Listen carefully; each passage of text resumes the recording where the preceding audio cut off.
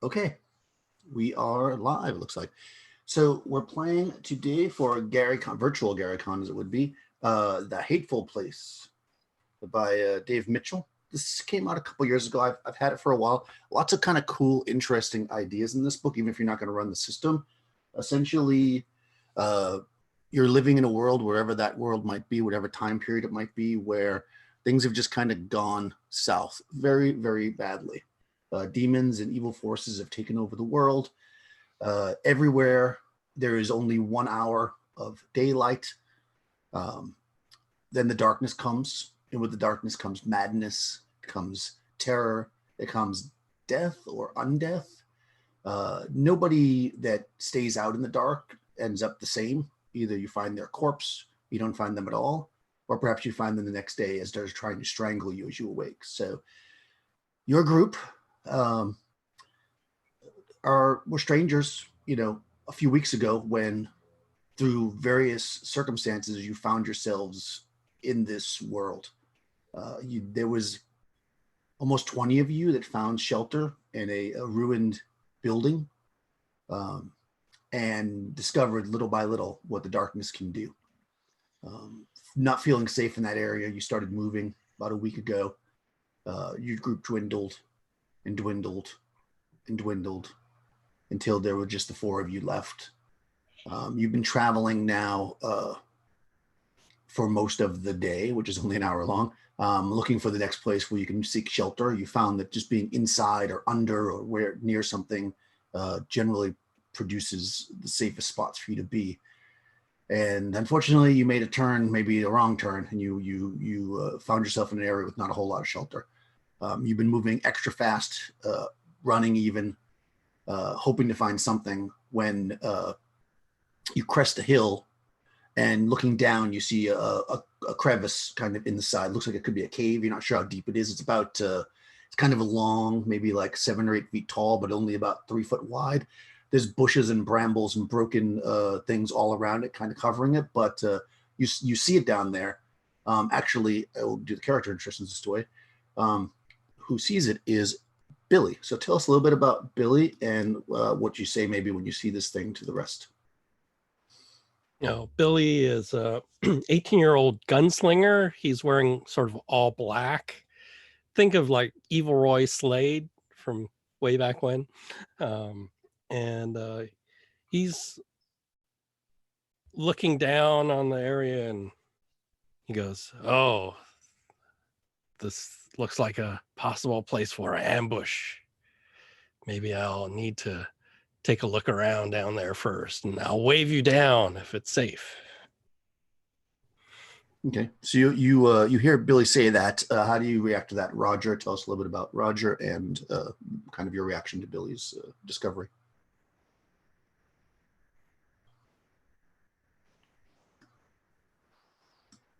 Kenneth. Oh, sorry. Yeah. Roger's just kind of looking at the soup at the moment, just trying to figure out where he's worried about what's for dinner next. And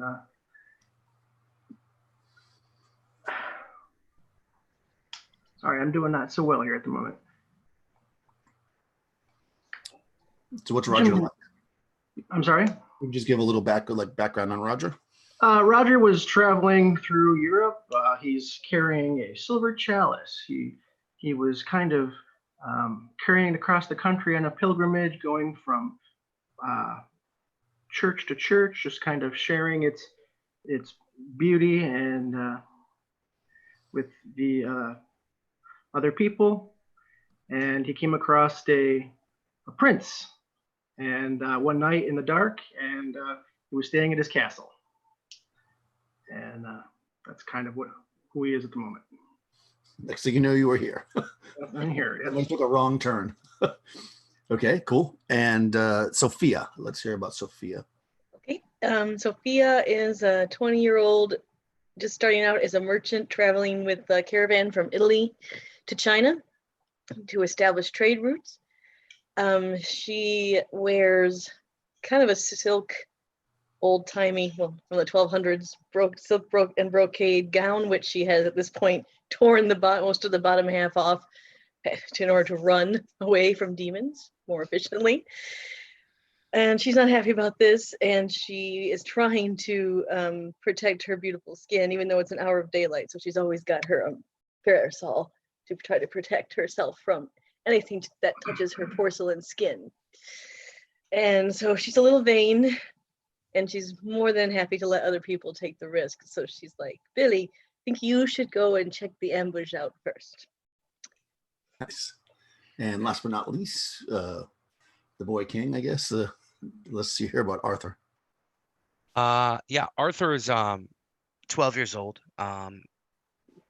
He's a healthy young Saxon boy with medium length chopped hair, as worn by squires and pages at the time. He thought by now he'd be getting more sword training, but right now, as best as he can remember, he went to go grab a sword and everything disappeared. And the last couple weeks he's been traveling with these strange people, and he doesn't know what to think of them. He tries to spend time with Roger because Roger is a Christian, and that's like the only thing that he has in common with any of them. He thinks Billy is really cool, but he doesn't understand why, if Billy's so brave, he doesn't know how to use a sword. So he will stay near Roger most of the time because he feels it's his duty as a future knight and to protect men of the cloth.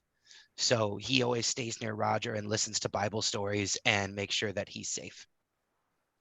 Excellent. Okay, so as noted, you can see this kind of this opening, this cave, we'll call it. You see mosses and branches and stuff growing around it. It's, even though that you can see, basically when you look behind you, you see this like unnatural, for lack of a better way to say it, darkness moving across the land. You think it's probably going to get to you in the next 10 minutes or so. It's dark in the cave as well, of course, but maybe a different kind of darkness. So you wanted to move down there, Billy? Is that the plan? Yep. I'll just sort of stealthily go down there. Okay. Yeah. You creep down. It's mostly kind of dirt and stuff, so it's not very noisy probably, and you're used to kind of traveling, I mean, from the west, from these open plains, so you can very easily get down. You can see that it's got kind of like a musty smell and almost like almost a bit of a smell of rot inside. So maybe you kind of look inside to see if there's any animals or whatever near the front, and you see what looks to be some fairly fresh, like it's still got a little glisten on it, like not completely dried up vomit on the ground, kind of just inside the opening. And you see just beyond that, you can tell that it opens up into a larger cave area. But of course it's pretty dark. Oh, I'll pull out my 2 guns, look around left and right, and I'll see if there's some sort of varmint in here that threw up this mess. And I'm going to go and ask it kindly to clean it up. And if not, maybe I shoot it in the belly. Yes, you could definitely step in, and I mean, there is some light in there as your eyes kind of adjust to it, and you see that it opens up into a larger cave. You can't see in very deeply, but you kind of stand for a moment, maybe seeing if anything reacts to like your footsteps that have came in or anything like that. You don't hear any sound in here really, except for some dripping. You hear like water dripping. So nothing breathing heavily like a bear in hibernation. Exactly. You don't hear anything like that. And you can kind of see as your eyes adjust, it looks like off to your left, you can actually kind of see the pool of water, and only because in it are some kind of small, like crayfish kind of things crawling around. They're white and they kind of have a little phosphorescence. So you can kind of just barely see them in the darkness. They're probably 40, 50 feet away from you, but you can just kind of make them out. So nothing at all, huh? No. I mean, it's a large space, but nothing's. You think you'd hear something? Okay, I put away one of my guns, pick up a rock, and throw it against the wall, the opposite wall, and see if there's any reaction inside the cave. You just gotta throw it in as far as you can. Yeah, and maybe the opposite side or something, away from me, right? and just clatter against a wall or something. Yeah, you throw the rock in, and you know, with all your might or whatever, and it flies down and bam, it's just the wall, clank, clank, clank, clank. A lot of noise, and suddenly you hear tons of screeching and flapping and stuff, and you know, probably because you've probably encountered it before, that there's bats in here, and they start flying, and maybe you kind of crouch down a little bit. They might knock your hat off, but like you would say, and everybody sees this from outside, you would say, I don't know, over 100 bats kind of just swoop past you and out. You guys outside just see all these bats come flying up out of the cave. Oh, I am definitely crouching under my small umbrella. No bat. No pets in my hair. So you get down with the umbrella. You guys are kind of on the level above. Some may fly past you, but most of them just go kind of straight up, you know, trying to escape. After what feels like an eternity, but it's probably about 30 seconds or so. Billy, it's quiet again in the cave. You just hear nothing got disturbed other than the bats. So yeah, and you wait a bit to see if anything, because you figure that there was an animal in here, and with all those bats coming out, you'd hear it moving. So I put my gun away, and then I'll saunter out the cave, and I wave everybody. I cleared out the varmints. I'm going to look to Roger, Father Roger. I don't know. I mean, we should stay here. There's nowhere else to go, but I'm worried because caves of bats carry sickness. Don't worry, my boy. Saint Cuthbert will protect us. As I hold my crucifix, my little cross. Okay. I'll say, you can have Saint Cuthbert, and I'm just going to pull my rapier. I'll just rely on this as we go down towards the cave. Okay. Yeah, it's narrow, like I said, in like 3 foot, so you guys but you can certainly fit through. It is quite dark inside, though. As everybody starts to move in, so you're all kind of going into the cave now together. If you said there was a bunch of rummage and like broken stuff, as we first entered, I am going to, as a proper squire should, try to assemble a couple of torches from ragged stuff and pieces of wood near the entryway, and gather a big chunk of wood to maybe start a fire. Sure, yeah. Most of it is small brush. You definitely can make some kind of torches. You can get the bigger pieces for a fire as well. Yeah, there's actually a lot of it. As you start to put it together, you were able to form what you would imagine would be about 6 torches out of that. Awesome. I will. Who is carrying the demon fire Oh, pocket thing? Billy Bob has the pocket fire. I'll hold one up to Billy and I'll be like, "Can you start this?" Oh, let me see if I have to reload this the dragon breath at all. I rolled a 1, so it's down to a die 6. Yeah. Oh, it's getting low. Light it quick. I'll hold the torch up to the magic demon box that spits fire. Yeah, it lights right up. You know, the dry leaves that you would kind of step to the top of it, or the pieces of rag or whatever, you catch fire. Didn't you learn how to start a fire with 2 sticks? I do know how to start a fire, but magic. But this magic's running out. Very well. If we need to start a fire again, I'll try to find some rocks and sticks to do it. Yes, you guys move your way into the space, and kind of as you're all kind of moving into where it widens out a bit. Now the torch is kind of lighting up the space. You can see actually that there is that pool that I mentioned off to the left. It's once you're inside the cave, it's like maybe 20-25 feet to your left, kind of along the wall. This is like a big cavern coming up. On the right, kind of further on to the right side, you see a large area of bat droppings. It's kind of a big pile of it, all kind of like where they probably roost a lot. There's a lot of bat shit over there. It's everybody can roll a d20 and try to get over the 15 or equal to or over. Are we adding anything to this, or is it just a straight roll? No, just straight. Yeah, I gotta fail. 17. 16. Or Okay, yeah. So anybody that succeeded, a couple of you guys did. You see that there's like this. It seems like you can notice that most of the cave, the bat droppings are kind of flat, but in this area they're kind of like raised up and kind of like almost let's say almost a 2 foot tall pile, and the pile is kind of long and thin. So it's not even like a direct pile like this. It's more like a long thin pile, and that's over on the the far side to the right. Also, just so I don't, because you could see this as well, so I just want to throw it out there. If you just at the edge of your torchlight at the very end of this natural cavern, you see a strange sight, which is 3 doors in the wall. So if we're going like cardinal directions, just to make life easier, even though you guys don't have a compass, it's just, whatever. The far north of this, there's 3 doors, all close together in the center of the north wall. And to the, what would be the west is that pool with the crayfish that are below. And Do these doors look of clean Saxon architecture? Do they look like some kind of filth that the Picts or Britons would make? You want to walk up there? It's hard to see from this distance. You're like some 6 feet. I'll move like 10, 15 feet in to light it up more. Yeah, as you move closer to it, you notice that that the doors seem to be very ancient looking. You may have seen such things in churches, like very old churches that might have been built around the time that were or taken over as churches just after like the fall of Rome. So they're very old, older than you.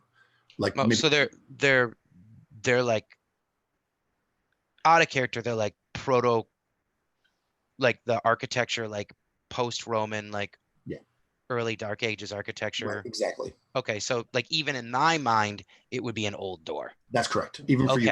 I mean, old relative to you, to your character that was born in 500. Are there any markings on them? No, but you do see just to the left, now that you've moved closer, of the far left door on the ground, you see what appears to be a skeletal corpse. It's laying on the ground. It seems kind of short. So it might be a child or a woman. It's not very tall. And again, you're pretty far away from it at this point. But now that you guys have moved forward a bit, the bat guano area starts to writhe and wiggle, and a worm starts to come up out of it. Pulling the sword. And since since 2 of you were watching it because you got the good the good roll, you guys can roll the initiative with a +1. Whoever, I'm just going to and that's the D6, right? Yeah, I'm just going to start at the top, and one player will roll initiative for the whole group, and it'll just go down the line each combat. That way it's easier for me to keep track of. So Morgan, you're going to roll this time. So D6 +1. I rolled a 1, so it's a 2. The creature actually rolled a 1 as well. So because of you guys noticing, so this thing starts to like come up out of it was covered in the it's almost the same color as it too. It raises its head up and it looks kind of like a big like long worm. Like now it's spreading out. It's probably like about 7 foot long. It's about a 1.5 to 2 foot thick. Bat turd worm. I'm not okay with this.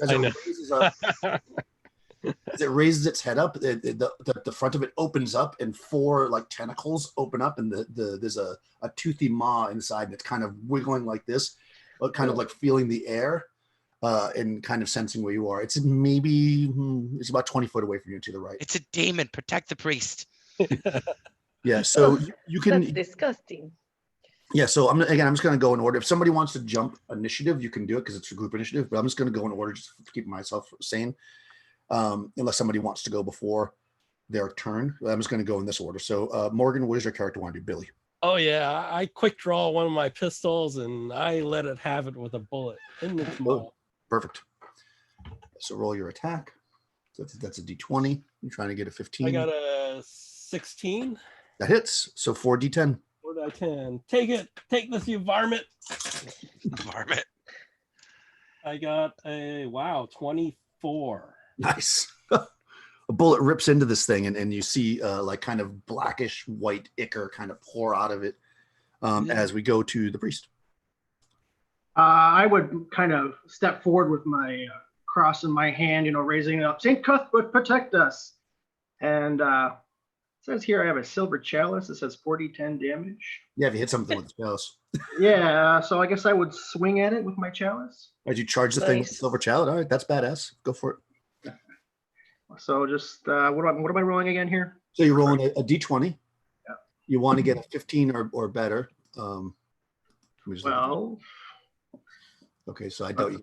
That's a miss. Likely you'd have a +3, but let me just check. I'll look at everybody's characters as we go through. Yeah, for you don't have any attack bonus for. It is not magic, so you don't get a attack like considered magic. So no bonus for you, so that misses. You swing out with the club, but it had wreathed back because of the bullet shot, and and you swing, and it. I mean, maybe you think you're warding it off, but you miss it when you're trying to attack it. Get back off it. And Sophia, what would you like to do? She's gonna roll her eyes, and then she'll fold her umbrella, put it in her sash, and I'll run at it with the rapier. Right. Ew, the whole time. And so she's closing her eyes, ew, and rolled a 1. Oh, jeez. Oh, I can't. It's so gross. You start to run towards it with the rapier, and as with the umbrella out in front of you like a shield, and then it collapses on you, and you're like, whoa! And you swing wildly. Yep. As we come finally around to Arthur, what would you like to do? Well, Arthur can't stand by while a lady is defending herself, and a man of the cloth is as well. So I will position myself between the two of them, and thusly attempt to strike this foul beast. Right. So I add my +2 to my roll for the squire. Is this considered a demon? No. Just Okay, right. so just the +2. Yeah, so you need to get it right, 13 or better, or 18 + 2 is 20. yeah, that's plenty. Do yourself some damage, 4d10. Do yourself 40, Do 10. it. Now I have to do math. 7 + 7 is 14, +1 is 15. 18, 19, 20, 21 damage. Nice. Nice. You move forward between the priest and the lady, and swipe to the side with your sword, cleaving off what you think might be the head of the thing. As the 4-tentacled maw falls to the ground and kind of moves around a bit more, and then kind of settles in, and ichor just pours from this thing all over the ground, mixing with the bat.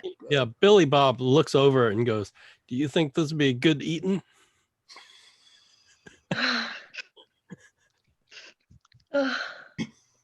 If you eat it and die, I'm taking your gun.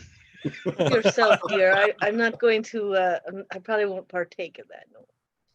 Help You yourself. said there was water over on the other side. Yeah. I'm going to go over there, not cleaning my blade in the water because it might be potable and we might need to drink that. But I will put my hand in the edge of the water and bring some up and smell it. Does it, to me, seem like clean water? Good idea.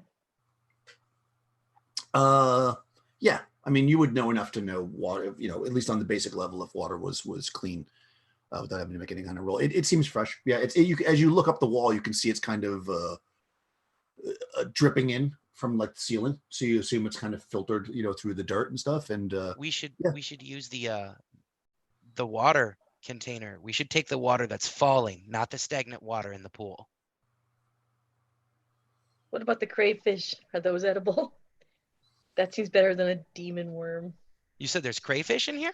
yeah, Yeah, You those said there were crayfish. blind ones. Yeah. Oh yeah, I can try to fish them out. Oh, we could cook it in the chalice. You will not sully a Shall holy not. ornament of our Lord and Savior Jesus Christ by cooking crayfish in it. That's like giving us sustenance from manna, right? Right? Well, I could pretend they're small lobsters, I suppose. But I will clean the blade and put it away. But I'll get down to like, how deep is this water? it's not very deep. You're maybe a foot to 2 feet. Okay, I thought I was gonna have to like jump into my short clothes and go in there and try to No, grab no, it's crayfish. like But so I'll do we have anything else that can hold anything besides the chalice, Father? We have a canteen. No, I'm talking about the crayfish. That can hold them. No. Well, there's this skeleton here. Maybe we can use your knife there and cut a skull in half, and we use the top half of his skull as a cup. Well, can So we we've search the gone skeleton? from- Does the skeleton have any gear? Sure, you want to Daniel? work with the skeleton? Sure. Yes. Yeah. So you move up. I'm It's like assuming. the tip of my toe and Yeah. the end of my umbrella, kind of searching through it. Yeah, I mean, I'll say that there's enough light from the torch that gives the whole room light. But if when you're kind of fishing in the water for the Well, if I'm fishing in the water, I'll give the torch. yeah, you can give the Oh, task. Wait. There's 3 doors. Maybe the one of these goes to a kitchen or something. Skeleton first, then doors. Okay. Yeah, so you're able to hand the torch to Sophia because also the crayfish are also glowing, so you can definitely see them. I mean, you'll be able to catch them. It'll just take a couple minutes. I mean, they're not hard to catch. I caught them. Blind crayfish, yeah. All right, so You said there was symbolism on the walls, right? Like no, on the wall here. No, He said it was but- unusually devoid of symbolism. okay.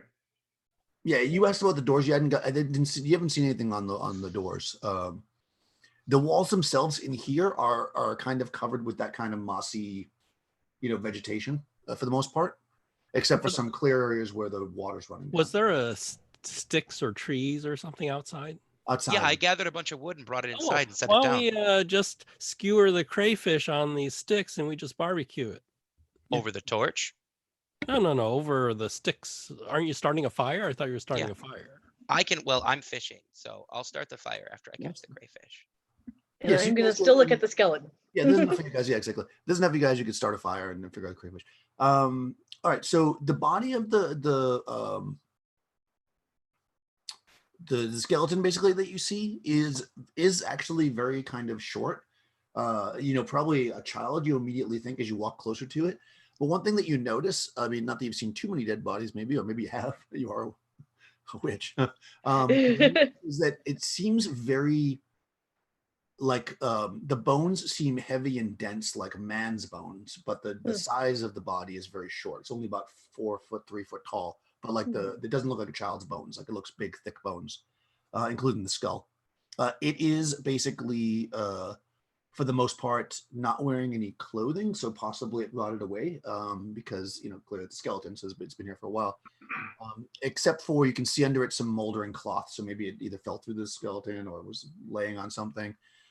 You do see immediately, because it's a skeleton and you can see it, it's laying kind of on its side, and in its back is a knife. Ooh. And the knife is kind of shattered a few of the bones, from it came through and maybe hit the ribs in the front and broke them. It is rusty, so it clearly been here for a long time. And yeah, that's about all you can get off of it. Doesn't really, I mean, unless you want to move it and look around it more, it doesn't seem to be anything you could put anything in, like no containers or anything. Just more or less a skeleton and a knife. Is that a knife? Do you want that knife? I could use a knife. Roger will rush forward, and kind of push everybody aside. Before you desecrate this poor soul's body, let me do a short prayer, and he'll just do a quick prayer over the body first. Okay. Kind of a last rites kind of thing. The bones Oh, seem yeah. like bone though, not if I take a closer look, they don't look like they're made of something like iron, or they're just really dense bones. Yeah, as you kind of, maybe you're pulling the dagger out, or maybe you're just kind of touching it or moving it. Yeah, it definitely feels like bone, but like very thick bone. Very thick. Like Okay. maybe I saw a traveling carnival once, and they had these midgets. Maybe this is one of those here midgets. It could also be a dead fey creature. Be careful not to touch it with your bare skin. It could curse you. If you want the dagger, you can take it, but it's very rusty. I'll warn Oh, you, very yeah, rusty. I could use that. Yeah. Okay, thanks. rusty dagger, 4d10. All weapons do the same I'm damage. gonna stab you once and then leave. You'll get tetanus later. No, this is poison. +5 tetanus damage. +5 tetanus. So since I've grabbed the crayfish, I'll start a fire. Okay. And what I'll do is I'll use one of the wider pieces of stone from outside for the edge of the cave and set it in the fire so it gets hot, and we'll cook the crayfish that way. Okay. Yeah. I mean, you move out to get more stones and stuff, and the darkness now has completely reached the edge of the cave. Well, I mean, I'm not going to leave the cave. I'm going to look for Yeah. a wider stone near like rubble near the edge of the cave. There's not really any. I mean. All right. Well, then I guess we're going to skewer them. Yeah. You. Barbecue. Fortunately, it didn't. It feels like it stopped. Like you literally see like an edge of darkness. So you know that. Well, you hope that it's not moving. Maybe you watch it for a minute, so you know that you're safe in here as far as from the darkness. But you definitely probably wouldn't want to step out into it. I mean, you can if you want, but people don't. That's a generally hard come back. pass. Yeah, I mean, you can find something to cook it. I mean, I'm not going to stop. So I'm gonna have a skewer of crayfish, and as I'm snacking on it, I'm gonna look at the 3 doors. Yeah, you could do that. So the 3 doors are, as I mentioned, kind of ancient, construction, big and heavy and thick. And they're plain otherwise. They're Is like there a normal- door handle or a yeah. latch or There's anything? there's handles. Are there to pull keyholes? it? Locks. There's just literally like to pull it. No markings anywhere. No. Hold on. You're But- a assassin, right? Yeah. Roll your d20 and add the thievery thing, whatever that bonus is. Can't remember what it is. Oh, 21. Oh yeah. Big money. Yeah, you're checking and you're actually probably surprised there's nothing written on. But one thing you do notice is on the left-hand door, if you had reached up and grabbed the handle, there's kind of like a little needle hanging down that would have pricked your finger. Yeah, that's why the not dead midget's there.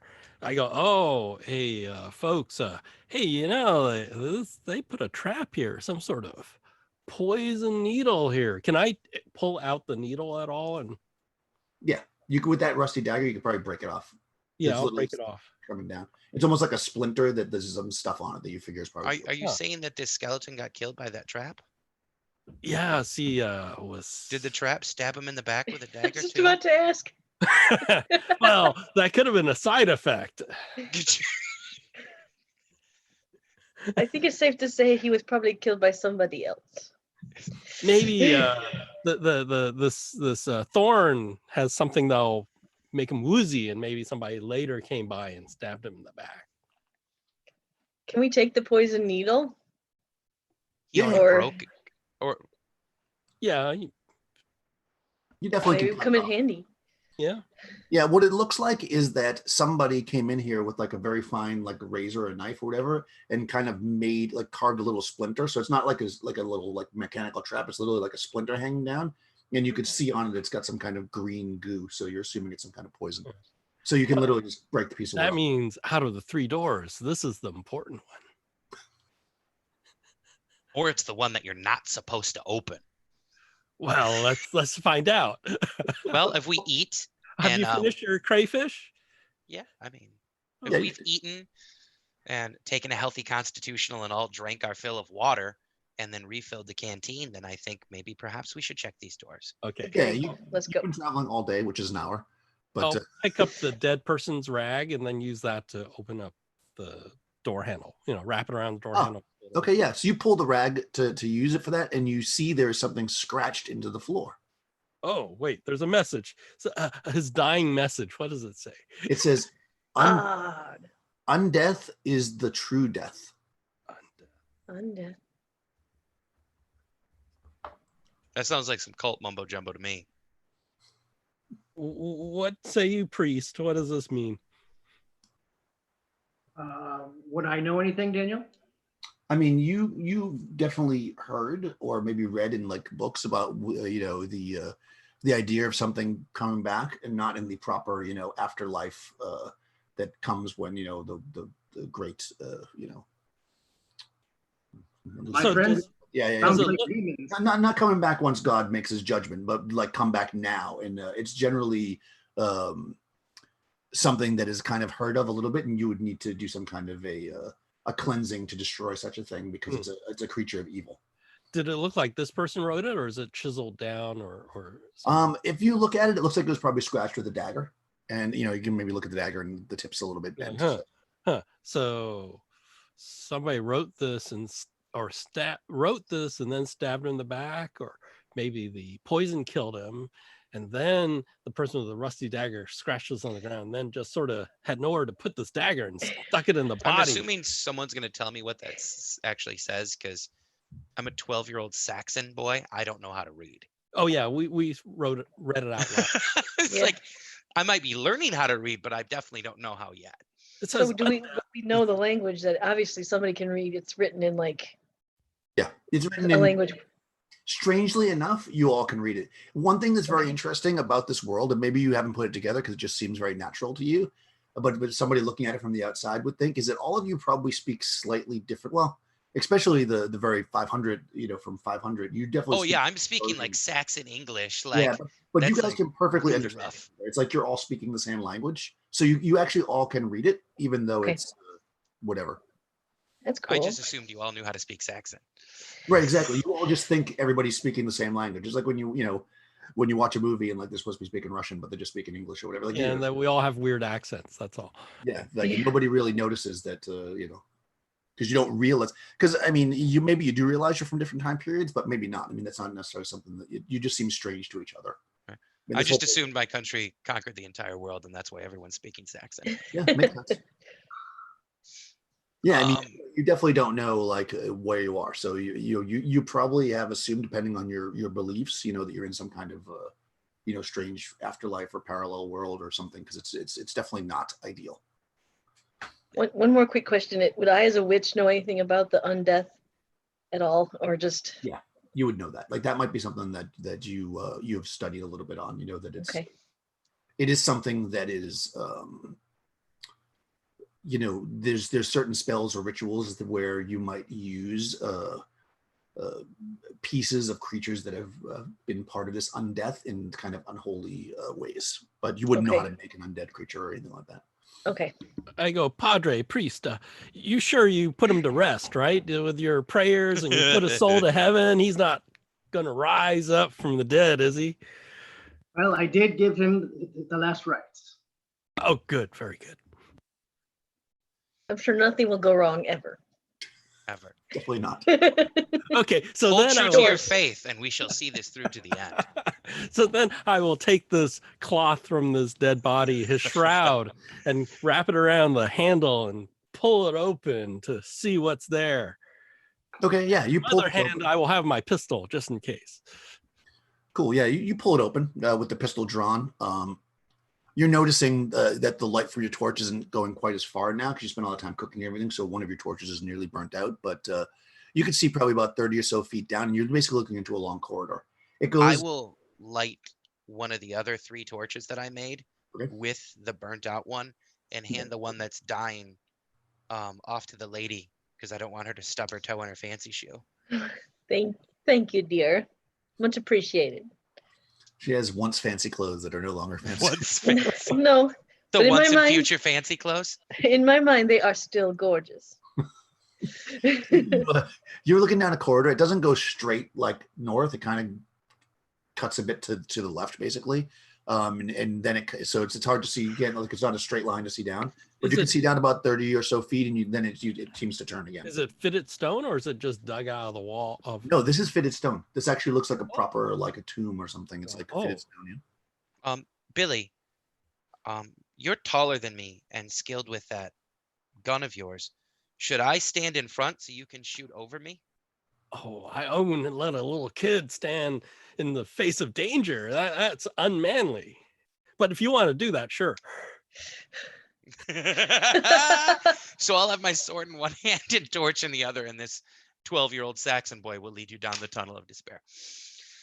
Okay. Yeah. So you kind of walk in. Because you've got a torch in your hand, you're kind of like moving forward. You don't pick up on this right away because you can just smell the torch burning in your face. But as the people near the back of the party kind of step into the space, you notice that besides the smell of torch, you've got it smells very earthy in here, almost like kind of a garden, like that kind of smell, like that kind of like fresh soil. Even though, like I said, you're in fine cut stone. And again, you travel what would be basically north, but by northeast for about 30, 40 feet. Then it straightens out to go straight north.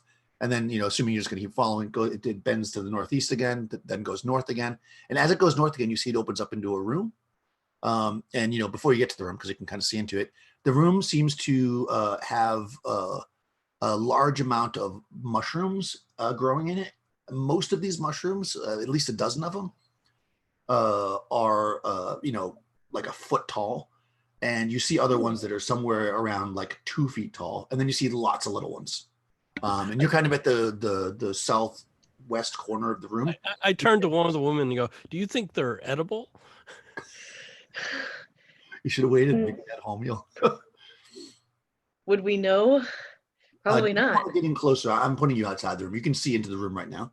If you walk in and kind of start looking around, you're more or less, it's not particularly square, but it's kind of squarish room. There is another exit off to the northeast. You're coming in basically from the southwest. Um, I'm yeah, gonna what you take a what you peek. see is the smaller mushrooms, especially the ones that are growing like that are kind of like right around the edge, seem like normal mushrooms that you might be able to eat.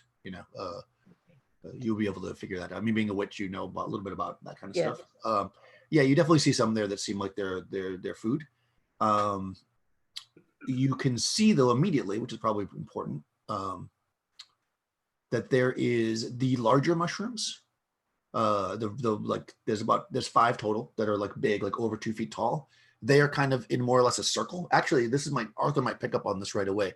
The larger ones are in a circle, then kind of the foot long ones are kind of a little bit outside of it, and then the smaller ones go around, and it makes almost a perfect circle in the center of the room. And in the dead center of the room, there is a body. Don't go near that. That body's been claimed by the Fae. Crossing that circle allows them to access your mind, and they can curse you. However, Fae can be helpful if they're fickle.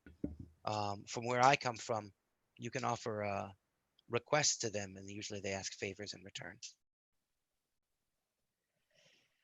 So is it an our skeletal body or? Okay, so this one is not a skeleton. It is definitely long dead, but it's not a complete skeleton. Like some of the clothes and the flesh is kind of like mummified up a little bit, so it still seems to have some flesh on it. It doesn't smell like super rotten. So you figure it's been here for a while. So it is actually wearing kind of what would be, well, I guess recognizable to everybody because you've probably all seen armor before. It's wearing like a coat of chain armor. And a helmet is on its head. It also seems to have some rings on its finger.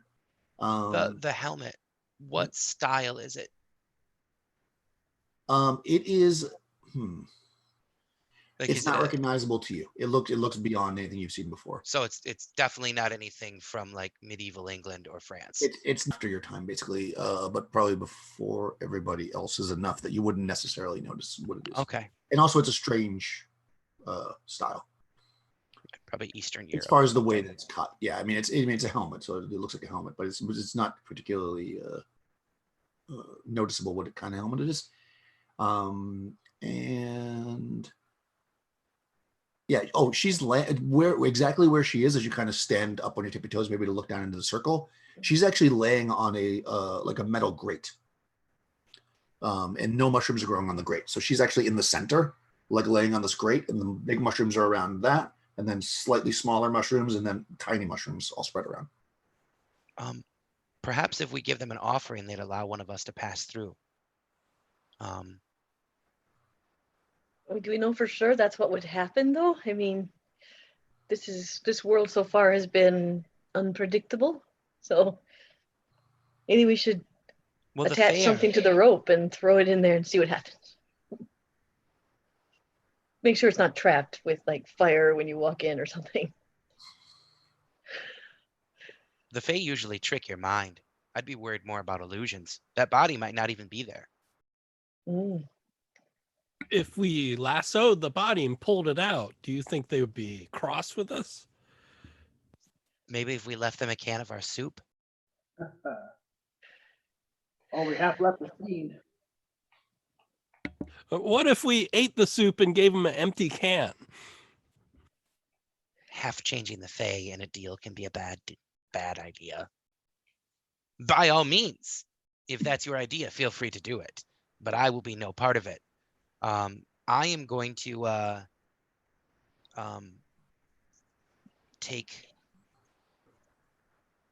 I'll go in there and investigate the body if you want, but I'm going to leave something as a gift to go in there first.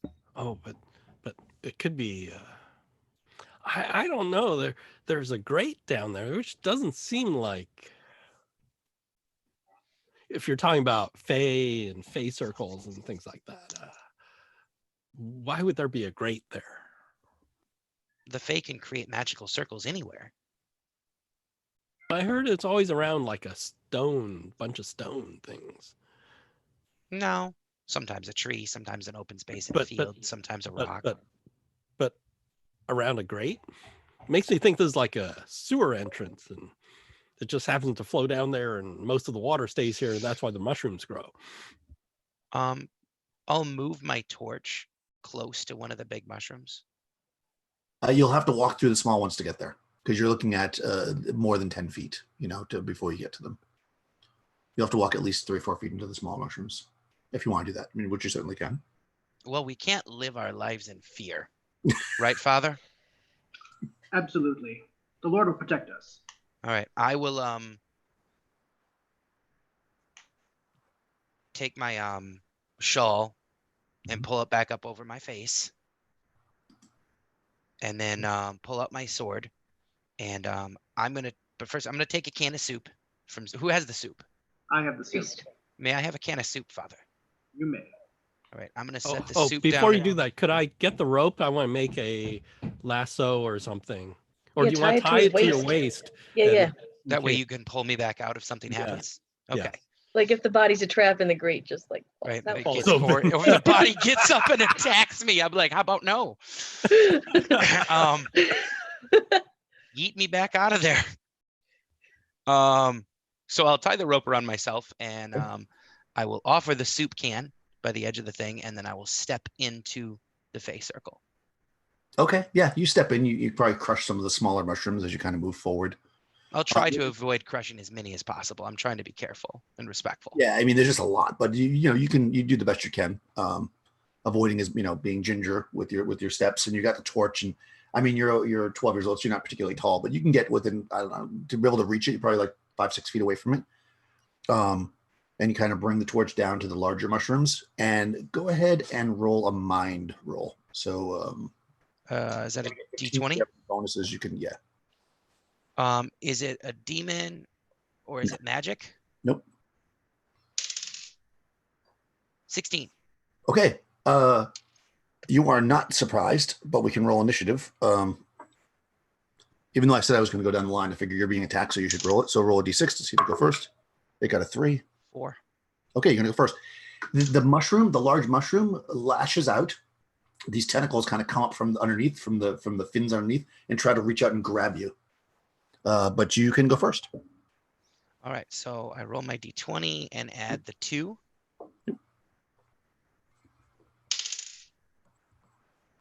15. Okay, With yeah, plus 2. get into it. Do some damage. Good job.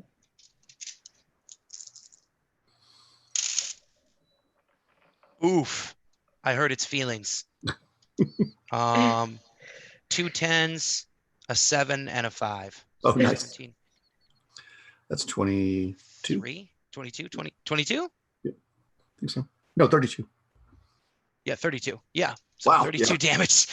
Yeah, you chop into this mushroom and it your sword goes deeply into it, but the tentacles are still flapping around. I'm like, Billy, shoot it. Yeah, and right. So you everybody else notices, probably because you're further back, that all the big mushrooms seem to be releasing these tentacles. Oh So, no. so there's 5 of them total. The Billy's. Are we going? Yes, yeah, I'll just start at you. So, I'm gonna pull the rope and pull Arthur out of here. okay. I won't resist.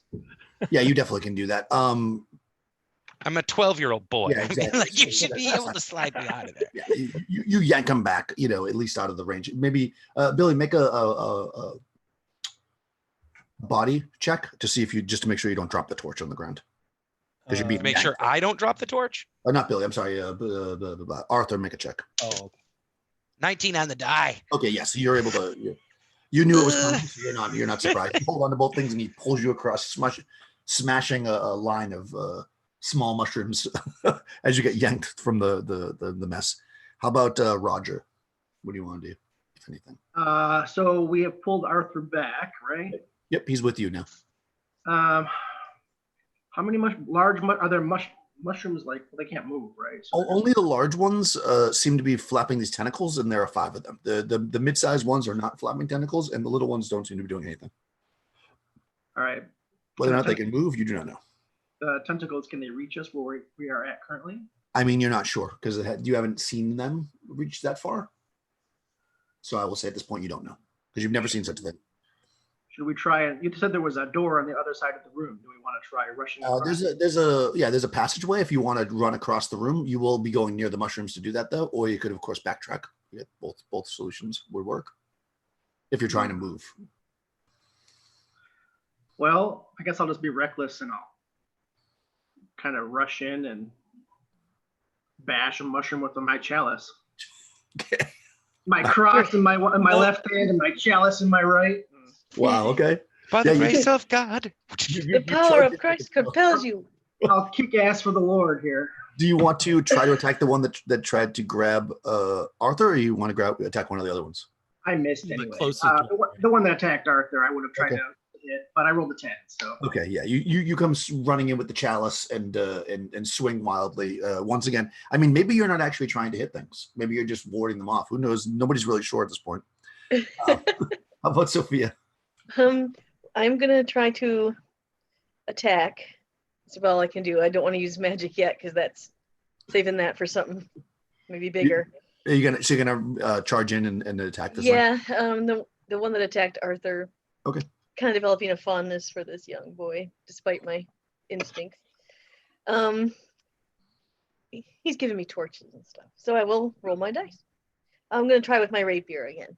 Okay, Ooh, 15. that hits. Do some damage. 4d10. Okay. Ooh, 10. 17.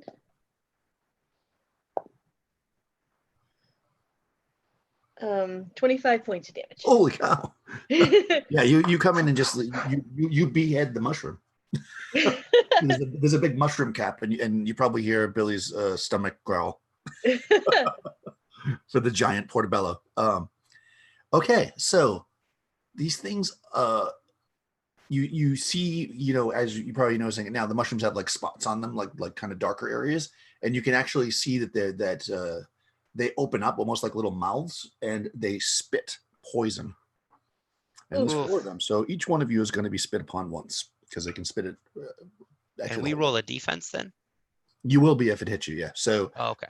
First, I'm just going to go in order. So Billy, one spits at you and misses with an 11. The next one spits at Roger.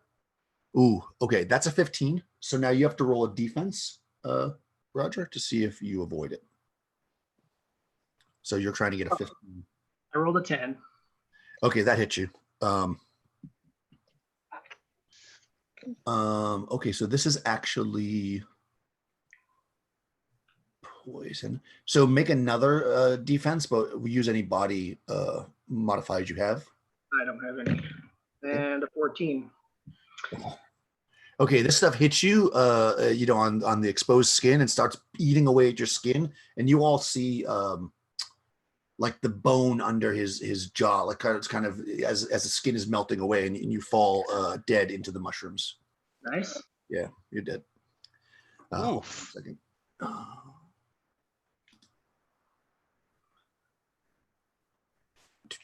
I guess his god wasn't that strong. You should have used that chalice and put it in the way, and it would have caught all that Yeah, so acid. you guys are probably wondering like why he wasn't hitting things with the chalice. Maybe just like the threat of it he thought would work, but yeah, Roger drops. I'm sending you a secret note, Roger. Okay. All right. So next He it killed a spits- man of the cloth. I'm furious now. Yeah. Next it spits at Sophia. Misses. Nice. And finally it's going to spit at Arthur. Misses. Okay, so only one of them was able to hit you guys. So we'll deal with that in a second, Ken. Okay. So all right, back around to the top. Is that me then? Arthur, yep. I will step in on one of the other mushrooms. Okay.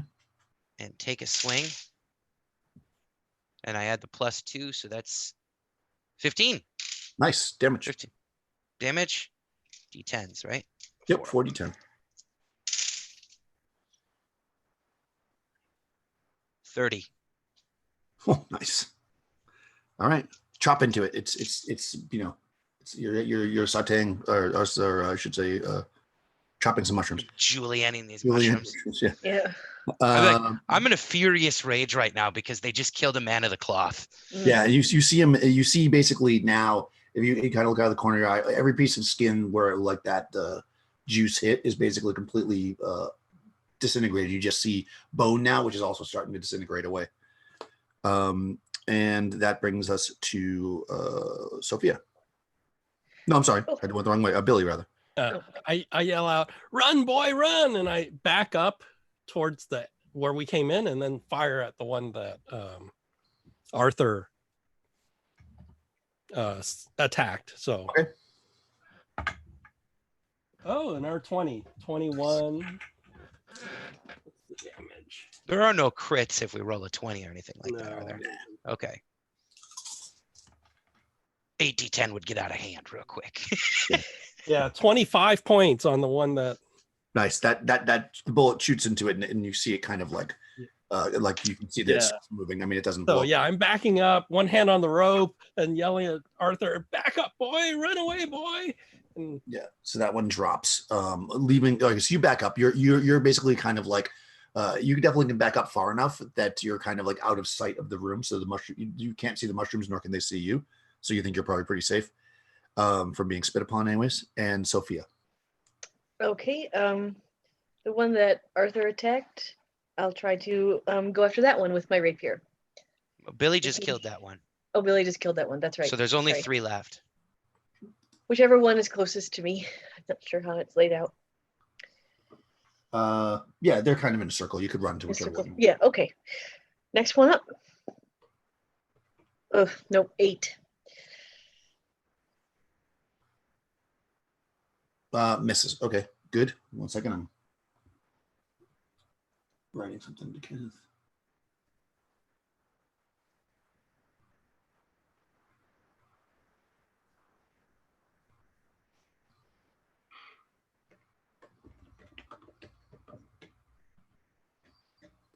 Okay. All right, good. So, all right, they're gonna go. So Arthur, you're close enough to get grabbed, so it's not going to spit at you. They're going to try to grab you. Oh, 20. See, it's a good thing it's not crits, but you do get to roll a defense though.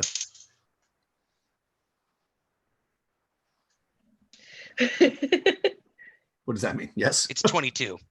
Nice, perfect. So it swings at you with its tentacles, but you're able to step out of the way or block it with the sword, or however you want. Just think about that. And then I think I would probably swat it away with the sword as the tentacle came at me. Yeah, one's going to swing its tentacles at Sophia now, who moved forward. Okay. With 16. Oh, that's going to hit. So she got to roll a defense. Okay. I believe in you, Sophia. You got this. All right. Oh yeah, 18. Oh, perfect. Yeah, you also knock it away with the rapier. The swords are good weapons against this. Okay, so there's one more. I'm going to. It's going to spit on one of the two of you. So I'm gonna roll a d6, and if d6 is even, it'll be Arthur. Odd will be Sophia. Odd, so it's gonna spit at Sophia. Okay. 13 though, it misses. Oh, yeah, so the spit's not good. no. The spit's not good. No. Yeah. So yeah, you're spit upon or at you, and that's the end of that. So top of the round, Arthur. I will step in on the one that. Did you hit that one? Me? No. You didn't. I'll step in one that she's near and swing. 19 on the die. Nice. So 6, 7. So 13 plus 3 is 16, 17, 18, 19 damage. Oh, nice. Hold on, it gets a defense though. So I rolled a 21 altogether. Okay, doesn't matter. It either hit or you miss. It missed. It like it's not comparable to their roll. Like if you so if I hit, they just have to roll above 15 to deflect. That's right. They don't have to roll higher. You can hit with a 35. Okay. They only. That's why I was so paranoid when I rolled that defense. I'm like, I have to roll so high. No, you only have to roll equal. It doesn't defend them. So that was how much damage? 20. 19. 19. Okay. Cool. And okay, Bill, you've backed up. You see that maybe unwisely they're not following you. What do you want? Like, what the hell, boy? So, if I'm at the entrance, can I just step a little forward to have partial cover with the entranceway, and I'll just. These mushrooms are big, right? So do I see? Yeah. One of the mushrooms. They're illuminated by the torch in my hand. I'm right next to them. You definitely can do that, and from that position, I'll give you a +2 to your defense roll. Okay, if it's and I'll shoot at the one that they're swinging at, which I Okay. can. 19 + 1, 20. Nice. Hit.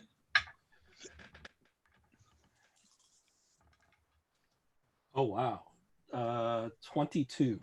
That blows it apart. Well done. Nice. Nice. You're getting my messages, right? Yes. Okay, good. I'm not ignoring you. So clearly you hear that as well. You got the vibe going. Okay.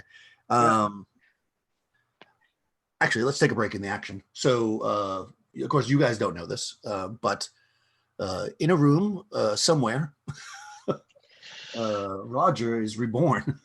Oh my goodness. You find yourself falling to the ground out of a large fleshy orb. Gross. And as you kind of wipe the mucus off your body, you're kind of looking around. The orb itself is glowing. There's also a pink glow, and also there's some pink glow to your right, coming from down a hallway. To your left, high up on the wall, there's very tall ceilings in this room.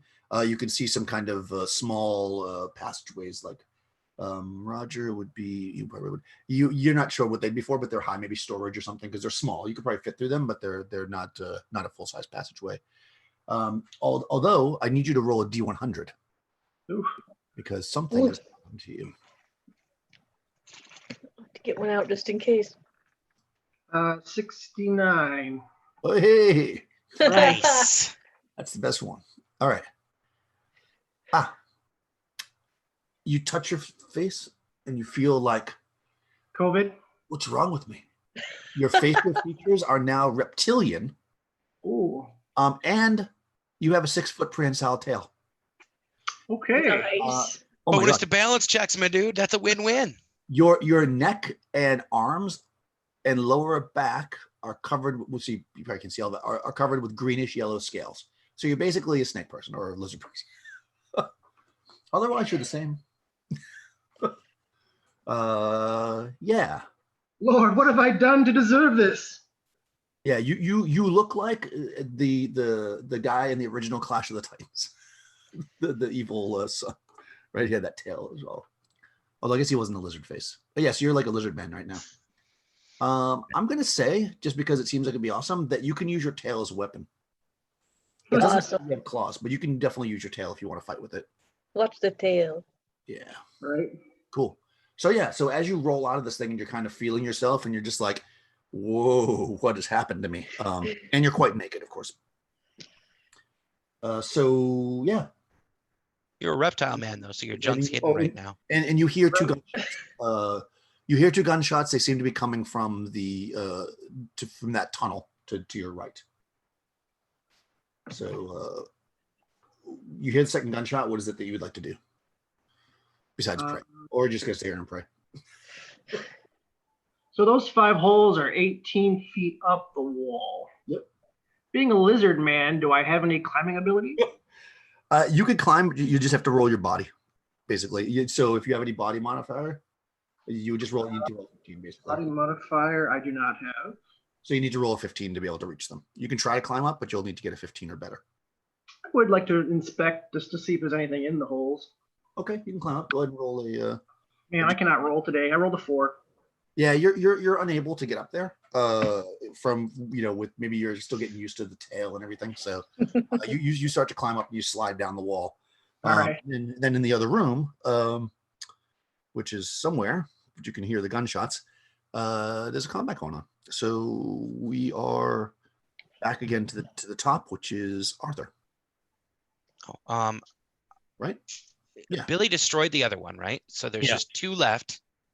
Hold on, did I skip Nikki? No, Yeah, I did because Billy was out of the room. I did skip Nikki last time. Yeah, so actually, Nikki still Sophia, needs to go. Yeah, Sophia, I'm sorry. You get to go before it's Arthur's turn. Oh, There's okay. 2 left. Yep. So Billy killed the one, right? So there's 2 left. Yep. There's 2 left that are unharmed. I will try to. Oh man, I don't want to get spit on, but I just need to run up and harm one. Take my chances. Do it. Sorry, my dice. 14. That misses. Nope. Unfortunately, you swing and it's just short. Maybe you're getting nervous seeing the You kind of look over and you see that Roger's head is now completely gone from his body. Oh, And there's just like a definitely. spinal cord like hanging out where the head was. Oh, Oh no. And now we're back to the top. Arthur. holy vengeance. I'm keep going. Step on there. It gives a 19 on the dice. Yes. Nice. Let me see. Defense. 7 misses. Or doesn't defend, rather. All right. Some damage. So 9 plus 8. I am very impressed with the prowess of the 12-year-old. Yeah. And he does have a magic sword. That's true. 20. I think it says Um, Insu on the side. 29 damage. Holy cow. Okay. Nice. Yeah. Nice. Yeah, you chop into this thing and it does a lot of damage. There's Sabaton playing in the background. Yeah. I'm just like, by the Chop. grace of God. And I'm like, you fuck kill a man of the cloth. Get over. Yeah, you're definitely on a holy rage right now. It's basically in my mind. I'm just like, how dare you? And Billy. Oh, well. Are you okay with me stepping away for 2 seconds to go refill my coffee mug? I'll be right back. I'm going to shoot at the one that Good. is attacking. I missed. Okay. Okay, so Roger, you're unable to climb. Frustrated, I will rush towards the hallway. Okay. You move towards the hallway, and again, it's bright in here, so you can see. You're heading like northwest, basically, and you come up to where the hallway then turns, and you're looking down into a large room where there's a huge, probably about 20, 30 feet south of you. There is a gigantic. You wouldn't necessarily. Well, you might know what this is, like in character, but just to describe it to you as a person, it kind of looks like a coral reef. It's got like all the stone, but it has like growth all over it of pink, and it's glowing. But Okay. immediately in front of you is what looks to be some kind of a door that's kind of in the stone. It doesn't have like any proper hinges or whatever, but it looks like you could pull it open from here. You would probably, you've been in castles. You were in Dracula's castle. It looks like the backside of a secret door. Sweet. Yeah. Can I try and open it? Sure can. Yeah, you pull the door open and you're looking into the room with the mushroom fight going on. Okay. And at that, Sophia, the door opens next to you and you see a lizard. A naked lizard man. Who somehow reminds you of Roger a bit. Okay. He has reptilian features. He's not actually a lizard man. He just has like his face gets stretched out and stuff. But he's, you could probably still recognize him. He's Maybe. smiling. Maybe roll mind. Still got the bow tie. Roll mind. Yeah, roll mind to see if you don't recognize him immediately. Okay. Ooh, no. 5. Okay, so you at this moment your character does not recognize him. You just see another creature. And you've got that. And then you have the 2 mushrooms that you're fighting. How close is Roger to me? You'd have to move away from the mushrooms to get to him. Okay, so I wouldn't see him as more of a threat right now than the mushrooms, probably. Probably not, I'll say, because you are in the midst of the fight with the mushrooms. Okay, I'll just try to see if this dice will work for me and go after the mushroom right now. Okay. Believe in you, While trying to keep my eye on the Yeah. naked 17. lizard man. Yeah, All right, so I'm really confused. But I did roll 17, so yeah. Okay. That hits, and the mushroom does not defend. So go ahead and do some damage. Okay.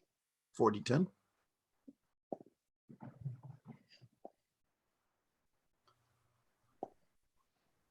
That's 8, 23. That's enough. So you chop through this mushroom that's probably between you and the lizard man. So you're making your way towards the lizard man. Yeah, I am worried about him, so yeah. Okay, so now it's actually the mushroom's turn. Okay. There's only 1 mushroom left. It's realizing maybe that it's in trouble. Maybe I don't know if mushrooms really think, but it's going to. It actually sees 4 targets. The most difficult target to hit would be Billy. So it's not smart enough to know not to shoot at Billy. So it's going to basically, because I don't have a D4 here. So I'm going to roll a D6, and if it's 5 or 6, I'll just reroll it. And I'm just going to go down the line of who it might try to spit on. 2. So it's going to Roger. Oh, not again. You open the door. Spit back at it, lizard man. I guess it doesn't like lizard people either. Spit back at it, lizard man. So the door opens and it spits towards you, and it hits the wall. It misses. Luckily, yeah. As if you had died again, that would have been epic. The same way, that would have been rough. I almost kind of wanted it to happen. Just Yeah, me too. I'm sorry. You literally just got back at the combat dead again. Yeah, again, roll it again. come in at a third body. It's like a Benny Hill. You just go. Oh my God. Start playing Okay. yakety sax. All right, there's one left. Plus, you can clearly see the lizard man now because the mushroom just shot at it. Arthur. Well, he shot at it, so I don't think the lizard man is necessarily hostile to us. Maybe I think this thing eats these mushrooms or something. It's a lizard man. He's probably immune to poison. I'm gonna swing at the mushroom. 13 on the dice, but +2, so 15. That hits. Let me defend. Nope, no defense. Do some damage. 21. 21. Okay. Yep. Cool. You slice into it. It's still, it's still up, and it's down to Billy. I'll shoot at it. Oh, missed 14. Okay. And then we're to Roger. So you now see your companions fighting these mushrooms. That mushroom spit at you. What do you want to do? Jump it. I want to see him jump it, leap across the room and jump on the mushroom. Sure, I'll tackle the mushroom if I can. You're gonna try to go at it. You can attack it with your tail or whatever, I guess. All right. Does he have a 19. snout? He can like snout it. Oh, now that you're a lizard man, you can fight. Apparently. That's a 19. So is that going to be the 4d10 as well then? Yeah, hold on. It has to defend against you. It doesn't defend, so yep, 42. Let's see. 25. Nice.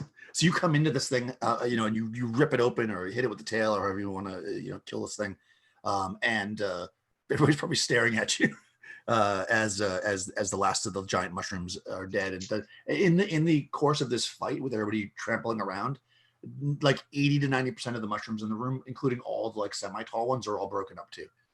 So it doesn't look like there's anything else hostile in here besides the lizard man, but.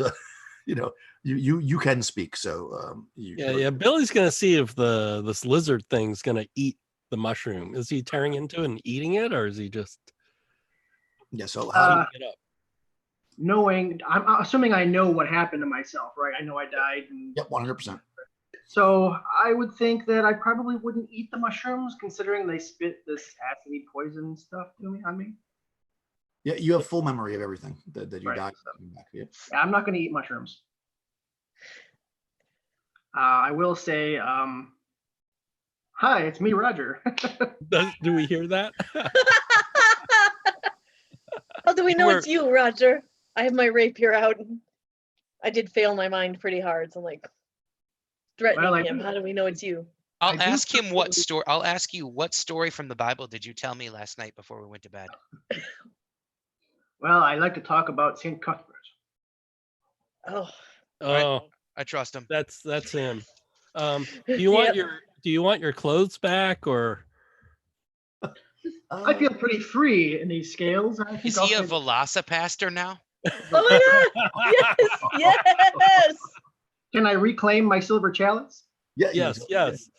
Honestly, if you hadn't been reincarnated, I was gonna try to dump the canteen water in the silver chalice, hoping it was a holy grail, and I was gonna dump it on you. Oh no. Like that was the plan. Like I'm like, come back, Roger. See, if I had just waited to reveal it after, you would have thought you did that. Yep, that would have reinforced my faith. But I think the reason you're physically different, Pastor, is because you were reincarnated because you died in a fae circle serving the Lord. There you go. So he reincarnates him as a snake? Reptilian, huh? Some of them can be. Okay. Now that no one's dying, I'm gonna check that body very carefully. I go. I guess they didn't want this, and I pick up the can. Fair enough. Yeah, we need to look at the body. You check the body. It's a partially kind of mummified, for lack of a better word, but they're not actually mummified, but kind of dried up, but partially rotted person, a human. It's a woman. You can tell. Based on kind of the jewelry and some of the other kind of just looking at her, she's pretty far gone, but you can kind of tell it's a woman. Does the chain fit Arthur, or is it too big? Well, she's a smaller woman; it might fit. Yeah, me. it's a woman, so I would say the armor would fit you. Yeah, Sure. I'm assuming, does the helmet fit if I adjust the straps? Yeah, why not? We'll say it fits. Okay. Yeah, so you can have armor I'm gonna have Sophia, because I know Sophia knows magic. Because you've talked about it. I'm gonna have you look at the rings and things that she's wearing to see if they're magical. Okay. Because I know not to take jewelry from a corpse because it could be cursed. Oh no! Wait! We have the father here. He can say a prayer so the. Yeah, I was about to say I'd like to, give this corpse its last rites as well.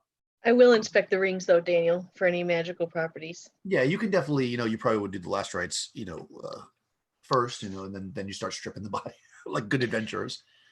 So I'll say the armor. I mean, there's actually no rules for armor in this that I know of. So I'm just gonna say it gives you +2 to your defense because you're wearing armor, unless it doesn't make sense. I mean, if there's that makes sense. I mean, I guess if it's proper chain, yeah. Obviously darts would maybe, but I'm wearing a gambeson already, so I can throw chain over it. Yeah, you're fine. I mean, you definitely can wear the armor. It'll give you +2 to your defense, not against like magic or anything like that, but against like somebody attacking you, like the mushrooms, for instance, would have given you defense. Right. And the helmet is part of it.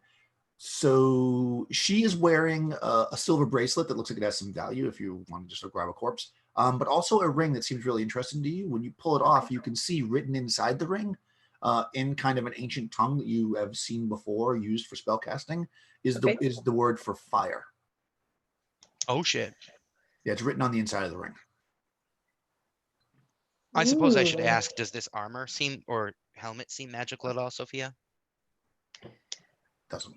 No, just looks normal to me. You could probably wear it and protect us even better than you did that battle. Yeah, you've earned your armor with a valiant. Definitely. It was a very valiant effort, young Arthur. I commend you. Somehow I'm Swedish now. I don't know. Just Swedish, Sophia. I've been watching Norsemen on Netflix. Right. Everything is Swedish to me right now. Hot chocolate and parasols. Yep. So I'm gonna look at the ring and see if there's some trigger, like the lighter. The Zippo has some sort of trigger for fire, right? So no. We don't want it to cast this fire spell. Oh, fire! No. Spell? If it is a ring of fire, you do not want it to cast the spell on accident. I wouldn't trigger it right now. Yeah, if one of us did it and we're not a magic user, it could outright kill us, Billy. Yes. Even if you were a magic user. It could outright you. Who knows? I just thought it's just another gadget. I'm gonna go pick up the let chalice. Me take that, then I'll take the ring from him. Yeah. Yeah, I'm gonna give the chalice back to the father. Thank you, Arthur. I will, since it's probably gonna be weird for you, removing your own clothes off your own body, I'll do it for you. Oh wait, and then he wants give you to your be clothes back. I thought he wanted to be au naturel. Yeah, I don't think the clothes would fit over my new tail. And I can use my sword to cut a hole in the back of the pants. Cut a hole. You could probably wear the shirt, but then you'd be just naked from the bottom down. Then he'll be a comic book character. Right? Yeah, you could put your shoes on. You could wear like your socks and shoes and no pants. Are we doing like a scaly green Dr. Manhattan type of thing? That's I think. I mean, generally, like those like in long the gut. shirts. He's like, anyways. my cloaca. Your shirt's probably very long, so if you just put it on, it'll probably cover anything that you might not want. But then we're gonna leave his old body in his underwear. I don't think that's very decent. Yeah, that's also not true. Happens in Skyrim all the time. Okay, so yeah, I mean, however you want to arrange the bodies. Do you give yourself the last rites as well? Oh, what's we move the what's underneath the grate? Is the grate movable or anything? Well, first things first, I'm going to check those mushrooms, the small ones and the big ones, to see if they're edible. Yeah, you know the small ones are. The big ones you've never seen before. Some of the small ones definitely are, although a lot of them are smushed. Yeah, I'm going to gather up the ones from the edges so we can eat something. I'm sorry, Kenneth, you were saying something? Oh, last rites over my own body seems a little self-serving. Yeah. I will at least carry the clothes. We may need the material for something later. Oh, don't forget your cross around your neck. Right, well, what used to be your neck. Yep, what used to be my neck, yes. Around your spinal cord. Yeah, right. You just the spinal cord is dangle out. You just pull the cross off very gingerly and kind of put it up. I check the grate. Maybe wipe it off first. Is the grate just a catch-all for the acid body parts, or is it like, does it remove, or is there a hinge or anything? So you look down or get above it and kind of inspect the grate, rather, I should say. It looks like it drops down pretty far, so you can't see, where it goes to. but you hear the sound of water underneath it, like Oh, so it's probably like a sewer system where the gooped up acid parts just sort of slough into it.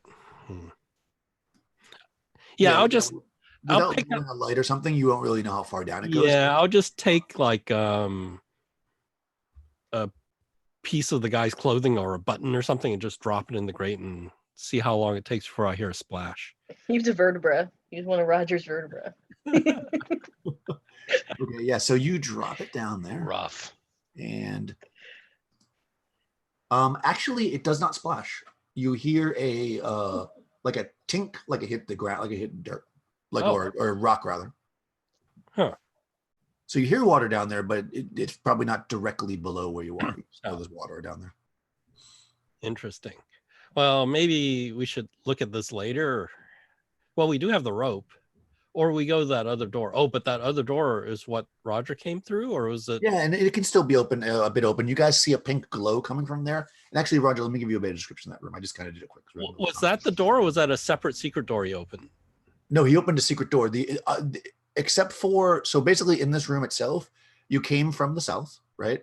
To the to the northeast. I'm sorry, northwest. To the northwest, there's a passage that goes northwest. It's not a door, it's just a passage. And then the grate, of course, that you know about. And then this secret door actually opened from the southwest corner of the room. Oh. Yeah, so this is an additional door that you didn't see before. It was Father, where did you come from? What happened? I'll explain to them what I experienced, and I am curious. Maybe we should go back and look at that coral that was there. Okay, so yeah, so that room, as you kind of you look back in there again, it's you can see that. I mean, when you have your torch out in the other room, the torch is very bright, but when you kind of like step into this room, you see this room has its own light source in it.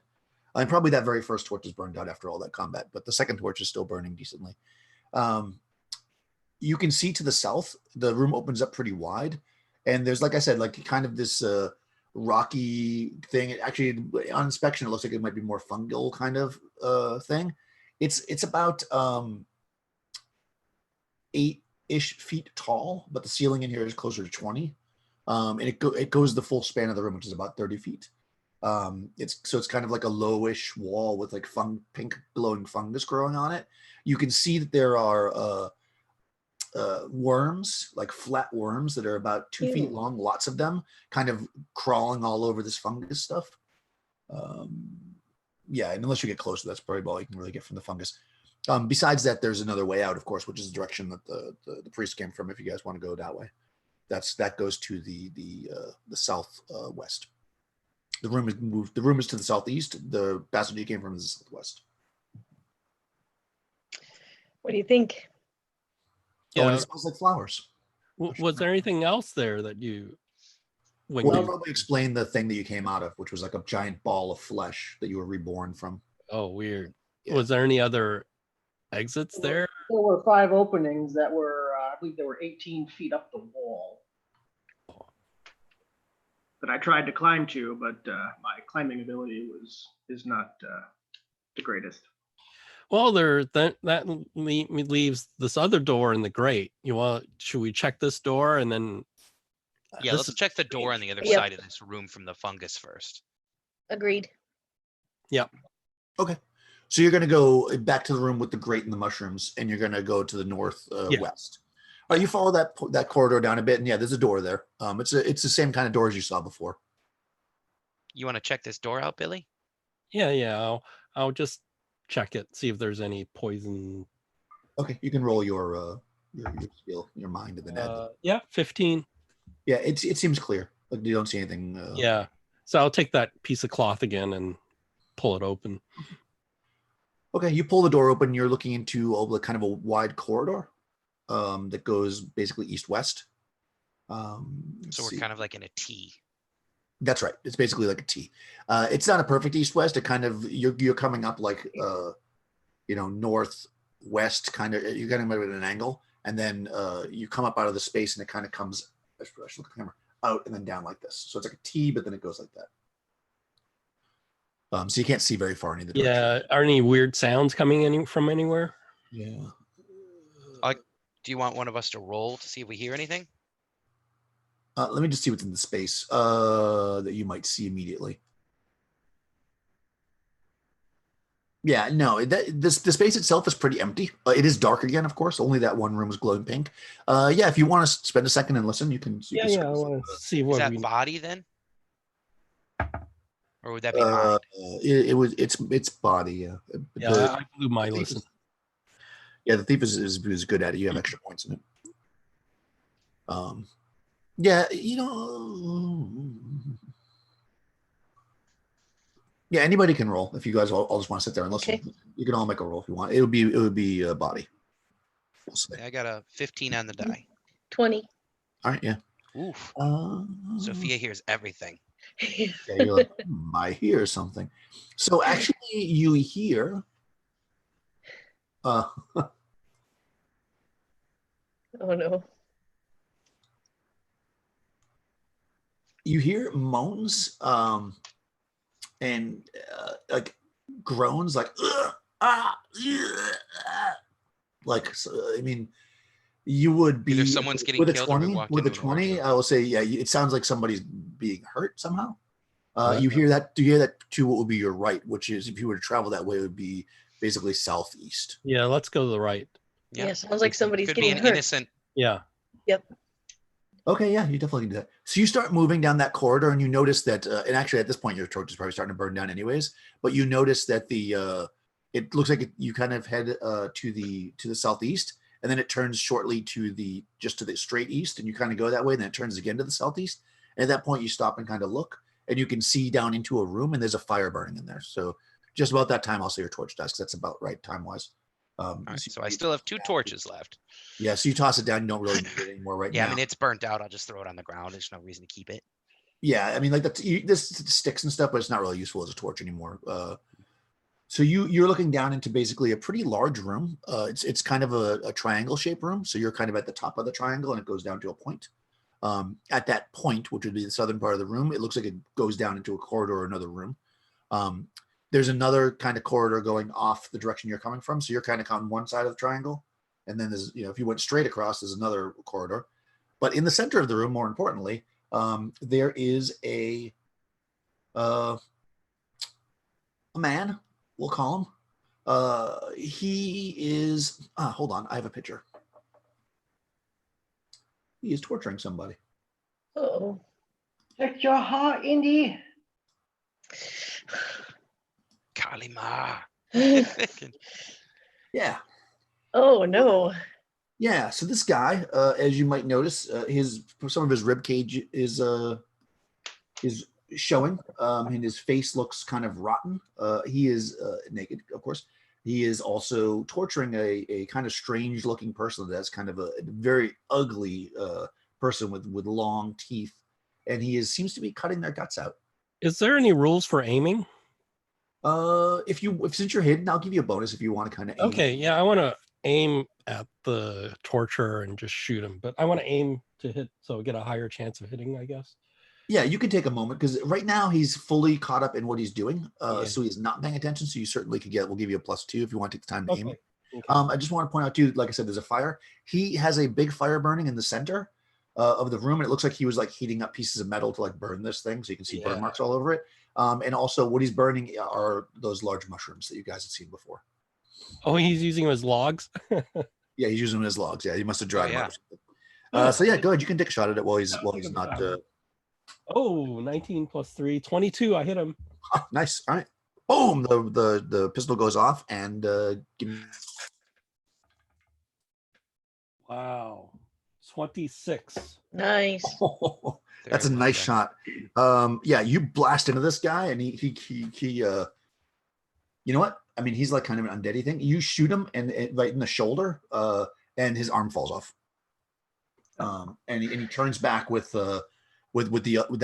So right now the knife that he was gutting the creature with is now kind of falls onto the ground, because the whole arm does. And it turns around, it's moving towards the fire to pick up like a hot tong to go and get you with. But let's roll initiative. So I think who rolled it last time? Troy rolled it last time. So let's have Kenneth roll initiative. I'm trying to go in order if I can. So you're rolling a d6, just unmodified d6. 6. 6. All right, good. You guys go first. It got a 2. So it reaches down to pick up this hot tongue, ignoring the creature that it was torturing, and it's going to start moving towards you. But you guys can go first. And since you rolled initiative, I'll just start with Roger. How far away am I? About 30-ish feet. Well, I will. Being the lizard man I am, I guess I will skitter forward and try and lash him with my tail. Nice. And of course, I rolled terribly. I rolled a 9. All right, yeah. I mean, this thing is terrible. It's new to and you. fierce. But yeah, you swing at it with your tail, and it doesn't quite reach it. You're still getting used to the length of the tail. Not quite Will Wheaton today, but close. Okay, so Sophia. Oh boy. I guess I have to just run up on this guy with my rapier. Don't want to, but We don't have to do anything, but yeah. well, I don't want to be completely useless. Let's see here. 18. That hits. Let me see if he avoids it. 11. Well, I haven't had a monster avoid anything yet, so go ahead and give some damage. Okay.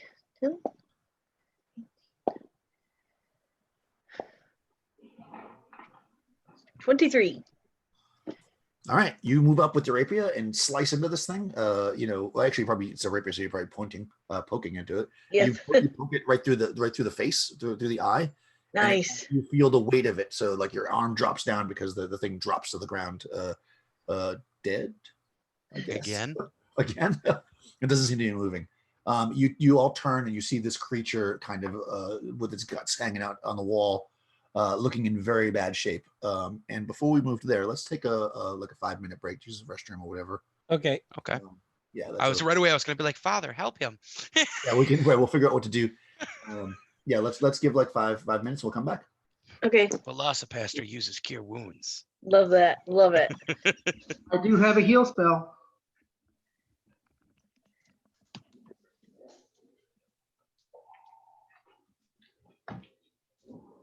Do you want more coffee?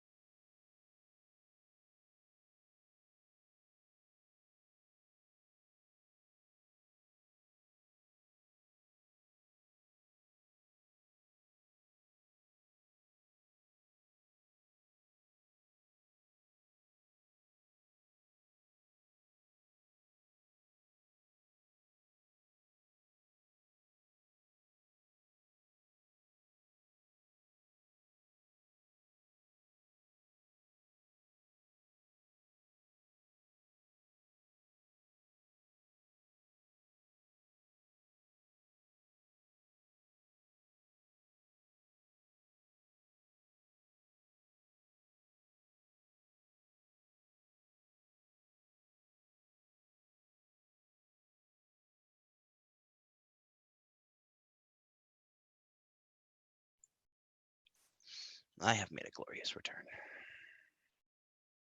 My question is, does the father have to give last rites to the undead dead? Well, That was a traditional thing in OG D&D. So they can't come back. Oh, makes sense.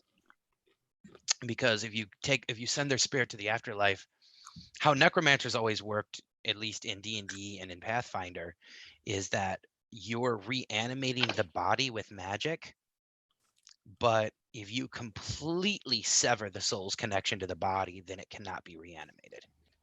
And then you free the spirit, which is different from like a flesh construct like a golem, because it's completely animated by magic and there's no like soul magic involved. That's what separates like animating a golem from necromancy, is it's still partially that connected sort of to the makes soul. sense, because that does make sense, unless somehow, Because you can bring back incorporeal undead. You can yeah, a and you can necromancer speak with eventually can dead, summon right? Speak with spirits. dead. Yep. Speak with dead works that way, right? Speak with Yes, dead. and speak with dead is necromancy. So yeah, I guess not all necromantic spells are evil. Uh-oh. Young Arthur has gone to the dark side. That was completely out of character. Awesome. we Okay. were asking if the father Squire had, / Blackguard. yeah, we were just asking whether the father needs to say a prayer for the dead undead. Oh, right. Yeah, that's a good question. What was the answer? No. And the answer is yes, actually. Yeah, because if he completely severs the soul connection to the body, necromancy will no longer work on that body. Ah, nice. Cool. Yeah. So as noted, I mean, you can certainly pray on him if you want. Just to give you a recap of the room. Of course, you got the dead guy. That you just killed. The dead guy that's now re-dead. You have the creature. I'll call it a creature because it kind of looks like a man, but it's a little bit bulkier, a little bit shorter, and its face is really distorted. I mean, you would call it maybe like the cowboy might think of. They've seen something like that in a freak show. It has almost like long teeth that almost look like tusks. Do I think it's a Tuatha, like one of the evil fae?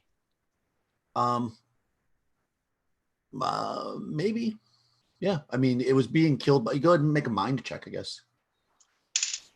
18 on the die. Yeah. So no, you're pretty sure it's not a fae and that it's a man. You know, that's as far as Horribly you can tell. disfigured.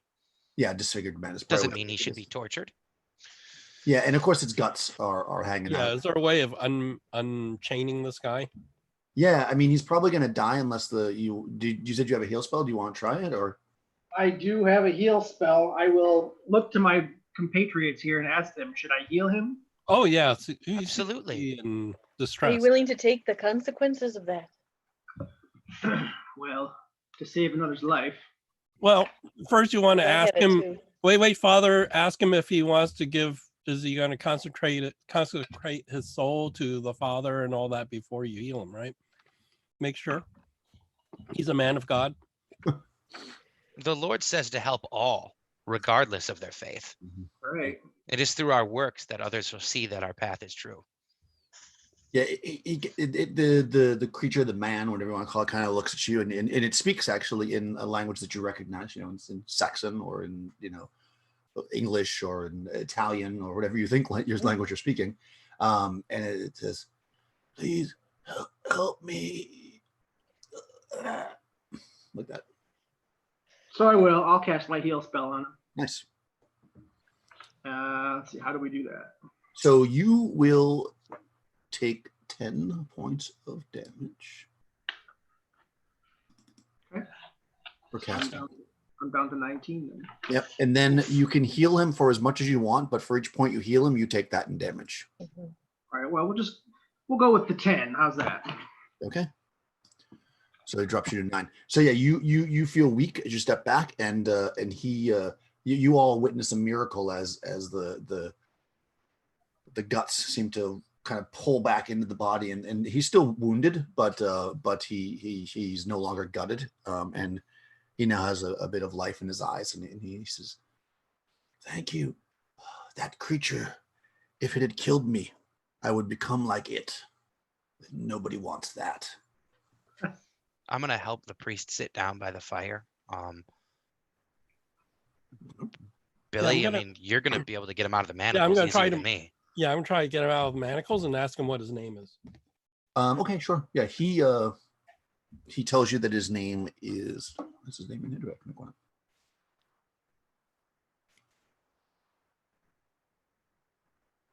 Oh, okay. No, his name is Paul, Oh, and he lives.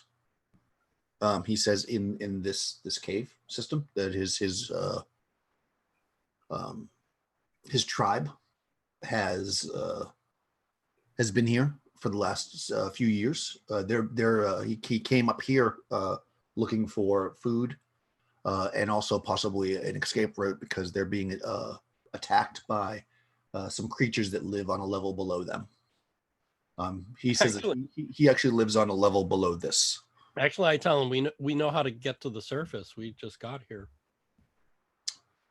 Oh, excellent. Oh, and I was going to apologize for trespassing on your home here, but I guess this part isn't your house, so it's okay. That's true. We live below my tribe and I. What do you call this place? We call it home. Is it safe to rest here, or should we try to find your tribe? They will probably not accept you, even though the good you did for me. We are reclusive, my people. What about here by this fire? Are there any others like him near here? No, he says that he basically tells you that he lives. Let me just look at the map so I can tell you. So he tells you that down there, and he points kind of to the south. He says, "I came." No, I'm sorry. He points to the other passage, the one to the northwest. He says, "There's a door that leads to the south. Follow that door through. There's a grate in the ground, and that's from where I came. I only got so far as this hallway when I was overtaken by the dead creature and tortured for who knows how long. And you can see. Is he talking about the grate we looked at, or is basically from what he's describing, it's exactly in the opposite spot. Oh. So like if you, it's almost like a mirror of where you came from. Well, when you feel better, we'll show you the route to get out of here, so you could show your people, and then we'll explore this a little bit more. This place seems to be a den of evil and horror, and we seem to run into a lot of horrible things here, just like that. And I point to the dead thing. So I am gonna throw that dead body in the fire. Okay, yeah, it's disgustingly gross and stinky. So when you throw it in the fire, like the room starts to smell from it, but it burns. I mean, it's slowly but surely is crisping up. Also, when you do that, and you probably notice the arm laying on the ground as you scoop that up too, it was holding onto that dagger, which appears to be made from a bone. I will give that bone dagger to this disfigured man so that he has a weapon. Okay, he takes it. He says, "I thank you for your kindness, and I fear that only the knowledge I can give you is all I can repay, because, as I said, I can't bring you back to where I come from, because they would likely slay you. They are worried about outsiders since we are in war." But if we run to your people, what is your greeting that we should tell them that we're not hostile?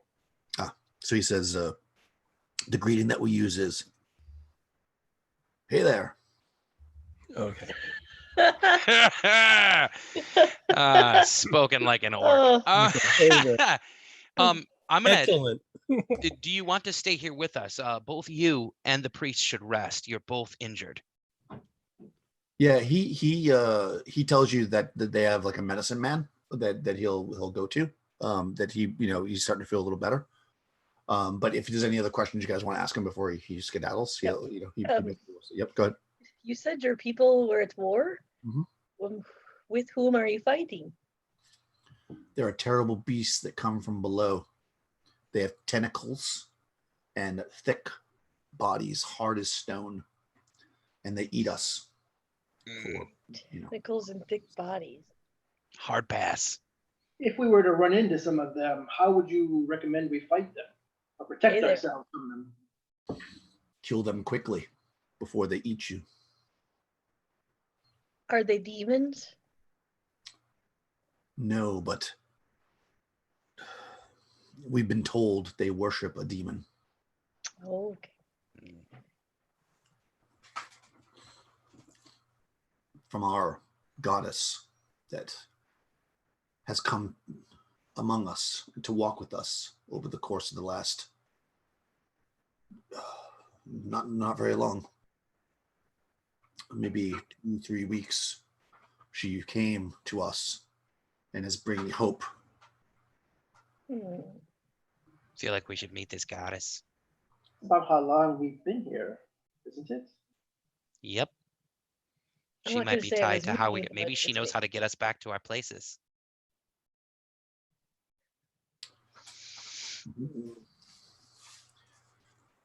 Goddess But he too, said that if we go to that orc tribe, or sorry, I don't know, it's an orc tribe, but if we go to that tribe, that that we would be attacked and pushed Yeah, he away. does tell you that. He says that if any others would likely kill you, even with the kindness that you did. He actually says they would likely slay me if they knew I was saved by outsiders. So I What's can't that even bad? defend you. Okay. Very well. Well, we should rest here so that the priest can recover. Yeah, I mean He he sacrificed a great deal of himself to save you. Would you mind staying the night with us to help keep watch while you and the priest rest?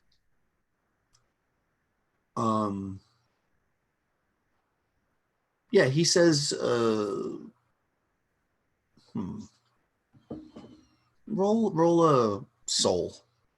Ooh, I'm actually good at that. So plus, so I had my modifier +1, so that's a 17. Nice. Yeah, he says I can do that. I appreciate all that you've done, and with this weapon I can stand guard with you. Right. I have been miraculously uninjured in all of this, so I will stand with the disfigured man to take first watch so that the rest of my companions can rest. I will go into that other room and gather some more mushrooms because I gathered some, and the small ones, and we'll eat some mushrooms, and I'll share them with the disfigured looking man as well. Okay. Yeah, so you're gonna head back the way you came to get the mushrooms. What's everybody else doing? I would suggest I'm resting near the fire. I would suppose. Yeah, I guess I'll stay with the priest. I'll go with the boy. He always seems to get into trouble. Okay, good. He needs a short leash. All right. So you guys are walking up the corridor back to where you came from, and again there's that door.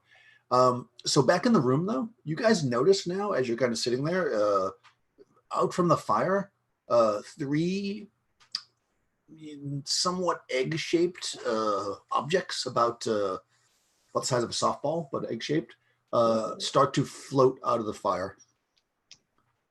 3 egg-shaped objects. Yep, they start to float. They kind of you see them. It's like that body was thrown on top of them, so they had to like wait till the body broke away, and when it breaks away, they kind of come out. You don't think they came from the body; they came from below it for sure. And they are now floating. Let me just see how high they float. I gotta look at this. They float to about 8 feet, and then they kind of just sit there hovering. Do they look fleshy eggs, or like are they hard shell? They look hard. Yeah, they look hard. They look Okay, almost like stones, but they're egg shaped. Yeah. Okay. Oh boy, I look at Roger. What do you think we should do? Can we inspect them closer? I mean, they're just You hovering said they're above about the 8 feet. Yeah. They're 8 feet up. I mean, you could probably get up there and, if you're a normal height, you probably jump, touch it, or take a stick from the fire and poke at it or whatever. Yeah, I'll let's do it with my umbrella. there you go. Umbrella. Don't touch the fire orb with your umbrella. No. The stone. I'll be like, jump up and try to smack it. Yeah, I guess I should have mentioned this too. They also are glowing, fairly brightly actually. And you kind of realize that. Remember that when I came in, I said the room was pretty well lit by the fire. You Yep. think now that you're seeing these things glow that maybe they were actually making the fire glow brighter, because when you look down at the fire, it doesn't seem as bright as it did, and these things like up and Oh. glowing. Yeah, if you like tap at it with something, your umbrella or whatever, they kind of move through the air, a little bit, and then they stop. Almost like you put it just kind of slid through the air and stops. Okay. But they stay about 8 feet off the ground.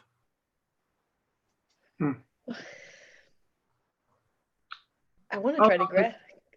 Did it burn my umbrella or anything? Did it seem like it was hot? It's not that hot that it burnt the umbrella, but if you, let's say if you jump up and you touch it with your hand, it's warm. Like it wouldn't burn you, but they're definitely warm.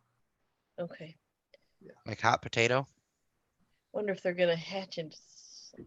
Not that hot. I mean, you could definitely hold them. Like you don't think it'd be a problem. Put your hands on and hold it for a while. It'd be like almost one of those like heat packs, like you put nothing ways from the north. The ones you break and you put in your pocket. Yeah, in the gloves. It's warm. It's very warm, but it's not like like you're gonna burn yourself warm. I want to try to grab one. Can I get on Roger's shoulders and try to like? Why don't you get on the orc's shoulders? Roger's all busted up. More hurt than he is. So you jump up or you get a boost or whatever, and you grab one, and when you grab it, you come down, you fall down or land on your feet. You're holding it in your hands. It's making some resistance, but it can't lift you. Okay, so it's like trying to hold something underwater that wants to buoyantly go up. Exactly. Like That's exactly what it feels like. Like it's strong, but it's not enough to lift you because you probably don't weigh. I mean, how much do you weigh? Oh, well, a lady never tells. She's 20. She's pretty. Probably like 115 pounds. Yeah, so it's definitely pulling on you. Like you say, it's like something buoyant underwater, but it's not enough to lift you. Like probably if you like jumped again, like you would feel like super light and jump up like with almost no effort. But then as soon as you reach that about 8 foot point, you'll sink back down. If it's glowing and it's rock, can I see anything? Does it look like there's something inside of it trying to like a shadowy, or is it just a glowing rock? You can't see anything inside of it glowing now. It just the outside of it seems like it's glowing. So I kind of show it to Rod. What do you think? To Roger. I'll inspect it and just kind of, hold it in my hands and maybe pray on it. Okay. Pray on it. Spray on it. Yeah, you guys can both roll mind. Okay. And you can add the bonus for magic. We should probably ask the orc guy too, I guess, if he's ever seen anyone. Oh yeah, he's right. He's right there with you. I'm sorry. So he would know. Actually, he actually tells you because he knows. Oh, okay. Because you didn't dismiss him. Yeah, he tells you. He says those are the flatworm eggs. Oh. When he did, they float like that. They'll float for a few minutes and then they sink back down. Are they going to hatch any time? I mean, right now in my hands, right now that I'm holding this thing. The heat does not cause them to hatch. They will hatch eventually, yes, but the heat does not cause them to hatch. Okay. What is the flatworms? Are those little things, right? They're about 2 foot long. Yeah. The ones you saw. And he tells you a few things about them because he definitely knows about them. They float always at a consistent height, so that's the height that it is, 8 feet, however that's described. 3.5 paces or whatever. He tells you that they glow, as you can probably notice. And he tells you that enough of them strapped together can lift things, and he's seen people do that before. Each one, can lift a certain amount of weight. So he actually, the way he says it is, he says, probably if you tried to grab all 3 of those, you would be able to fly. And he looking at the lady. So we could get to those doors. The doors that were up. They were 18 or 19 feet up. And these rocks only hover 8 feet. I mean, are you saying fly higher than that, or they can only go? No, they hover at that. They hover at that height. Right. Yeah. Meaning that if you sat on like a few of them, she'd be 8 feet in the air. That's still flying. Hovering. I mean, come on now. Floating with style. Okay, I'm gonna take I have a piece of my skirt that I've ripped off. Mm-hmm. I'm gonna capture them in the skirt and tie the ends and pull it kind of like I'm holding a bunch of balloons. Yeah, you can't pull it down. In fact, it lifts you up. If it's long enough, you would go up in the air. It's strong enough that. Crap! Yeah, I mean you don't go any higher, but like when you try to pull it, you can't do it. You actually lift your feet up off the ground doing it. I don't know. I don't know what the use for this, but there's got to be a use of somehow. So it's the heat from the fire that makes them float, right? That's right. He says while they're heated up, they float, and they Oh, float what a for warehouse. a certain amount of time. Yeah. Okay. Not forever, but he says they do float for quite a while. But it takes a while to heat them up as well. He says I didn't even know he had those in there, so they probably were burning for a while. Okay. Yeah. So while you guys are contemplating that, okay, so you guys walk back up to that door to go get the mushrooms, and when you do, go ahead and you can both roll mind, and you can have the thieves bonus on it, Morgan.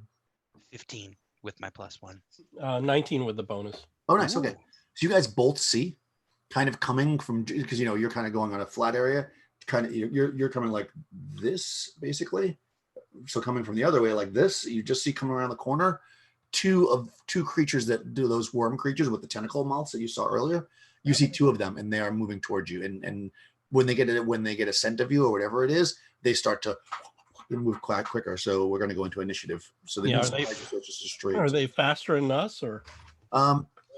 They're you can't tell at this moment because they're not. They look like they're pretty fast. Faster than you, it's hard to say. But they only got 2, so you could find out if you beat it. Initiative, could you run? You rolling it, Billy? Yeah. Billy. I think Arthur hasn't rolled yet, right? So I haven't. Yeah, you haven't. Yeah, so it is actually your turn. 4. All right, you go first. So you see these things. They're like, let's see how far you came around this corner. They are about 40 feet away from you. You want to shoot one first, Billy, before I close in? yeah, I'll shoot it. Sounds like Arthur wants to chop him up. I hit. Why wouldn't I? I noticed that Billy was going to try to run, and then Yeah. Arthur's like, don't be a bitch. 12-year-old boy's like, nut up, Billy. Let's go. 31. holy shit! And Billy nuts up. Okay, yeah. So you blast this first one because it can't dodge bullets, so I'm going to roll that. It's still up, but barely. And the second one, go for it, Arthur. Sure, move. Oh yeah, that's for sure a hit. 16 on the die. Oosh, okay. So And you I'm run forward. Do you I'm want to gonna attack that same one? I'm going to attack the injured one. Okay. Oop, I dropped one of my T. And let's roll that one again. It may be dead. That's 3 9s and a 4. Yeah, well, yeah, it didn't have that many hit, but let me see if it dodged. It did not. Okay, yeah, you chop into it. You guys both did massive damage. I saw the 3. I saw 2 9s and a 4, and I dropped the dice, picked it up, rolled it. It was another 9. I'm like, oh my god. Yes, you chop right through this thing, now cleaving the head off this one as you have before. The one that's right next to you, though, swings around with its 4 tentacles and attacks you. Indeed. 4 times. Now do I need to? You only need to roll if I hit. Misses. Wow, this die sucks. 18, so you got to roll a defense. That is a successful defense. Okay, so you block it 17. off. Perfect, and it misses. Okay, so it swings at you with all 4 of its tentacles, but only one is able to even come close, and you knock it back with your sword with no problem. And it's back up to Billy. And I assume is Arthur blocking the view, or can I shoot at it? It's big enough that you can shoot it. It's a long body. It's got a 7-foot body. I'll say. I missed. Okay. Yes, you shoot off another shot, probably trying to avoid shooting Arthur and miss. It's back to you, Arthur. 15 on the die. Nice. Do some damage.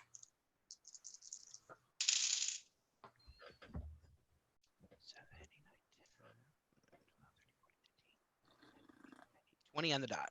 Oh, okay. It's still up, and it's going to swing at you again with its tentacles. Miss. Oh. That's why I roll inside the box.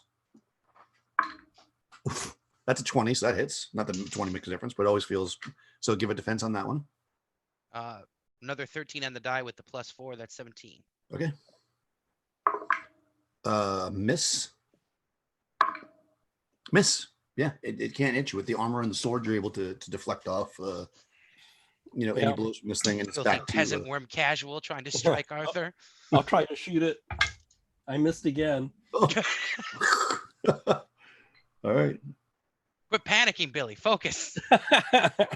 It's so close. It's like. Go ahead and make an attack, Arthur, if you want to. Cowboy in the night versus the giant worm. Just part of your legend, Arthur. Big money. 19 on the die. Nice. It's got to roll a defenso, doesn't it? Yep. Doesn't make it.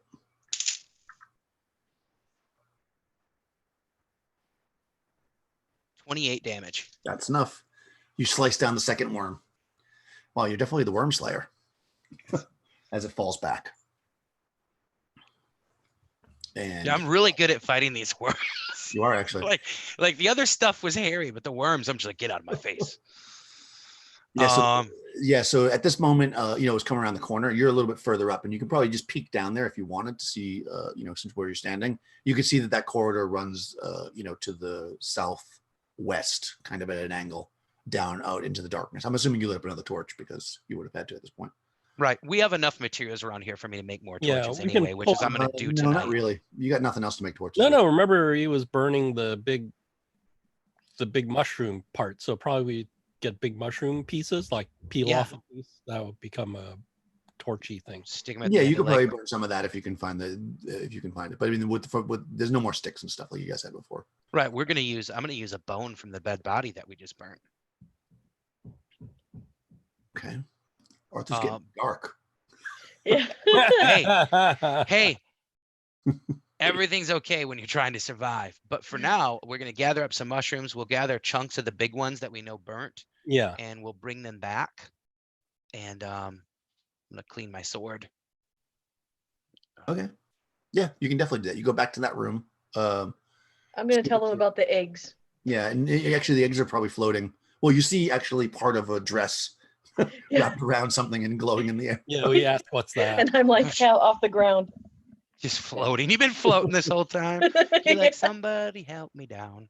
Yeah, and with a little experimentation, you can tell that probably like the heavier ones of you, it will not support, but the lighter ones, like definitely Arthur probably doesn't. Well, actually, in that chain armor, maybe not. It might not support you. I say, oh, that's like a hot air balloon. I've seen one of those at the fair. That's how you heat it up. It's like heating up the air and filling it with hot air, and it floats. I don't know what you're talking about. It sounds like sorcery to me. Yeah. Burn it. No, I'm kidding. I'll hand out some mushrooms and That's not sorcery. Oh, we'll ask Paul if it's edible. What, the big ones? No, the small ones, or both. Yeah, he looks at it. He says, yeah, that probably won't kill you. Probably. Yeah. But what will it do? your character is suffering from diarrhea. I'm worried more about hallucinations. The percentage of mushrooms that are magic it's pretty low. So yeah, you're able to eat them. I mean, they're fine because you had already checked before and you knew there were certain ones that were okay. Yep. Sophia did. So I will, you're able to, if you guys want to like actually rest and stay here, you certainly can do that. Mechanically, if you spend like the night in rest doing nothing else, you get 2 hit points back. So you certainly can sit here if you want. I mean, it's going to be a while because you've only been exploring for like 2 hours, 3 hours. Do you feel like you can go on, Father, or do you need to rest? I'll be fine.